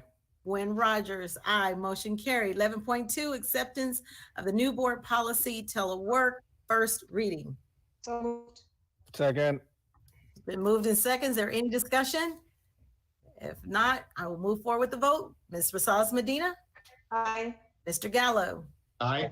Dr. Flores? Aye. Mr. Tillman? Aye. Dr. Hill? Aye. Dr. Wyatt? Aye. Gwen Rogers, aye. Motion carried. 11.3, consideration and approval of the employment contract, Assistant Superintendent, Educational Services, HR. So move. Second. All right, it's been moving second. Is there any discussion? If not, I will take the vote. That's Ms. Rosales Medina. Aye. Mr. Gallo. Aye. Dr. Flores. Aye. Mr. Tillman. Aye. Dr. Hill. Aye. Dr. Wyatt. Aye. Gwen Rogers, aye. Motion carried. 12.0, summary of board request. 12.1, review of board request. Ms. Ontiveros. Yes, good evening, board. Thank you. Tonight I captured 4 requests, which is certainly a lot less than I've captured in the past. So hopefully I wasn't asleep at the wheel. First, Mr. Danny Tillman requested that we clarify the number of hours and days that in-person instruction in phase 2 and 3 will occur when asking parents to give their learning model preference. And he'd also like us to explain that the introduction of these new phases may also require that students change teachers. Ms. Abigail Rosales Medina asked us to explore possible options for temperature checking on buses. Dr. Margaret Hill asked for us to develop a postcard to educate families about the things they need to know about schools and safety in this time, perhaps distributed in partnership with our grocery stores. And Dr. Barbara Flores asked us to share information about our savings trend for energy costs over the last decade. And Ginger, Danny and I asked to agendize our decision about reopening schools or not reopening them. Okay, I will add that to the list. And if we're still doing a survey, make sure in the survey we say that the amount of time the students will be at school, if it's just 9 to 12. Yes. Thank you. Great job. All right. Wow, not that many comments. And guess what? We're going to be leaving here soon. 13.0 adjournment. 13.1. Second. We are going to adjourn. Thank you all for congratulations to us and to you, Madam President, for moving us along. Right along with you. Thank you, everyone. Remember, we're in this together. And thank you. And God bless you. We'll see you next time. Bye-bye. Bye.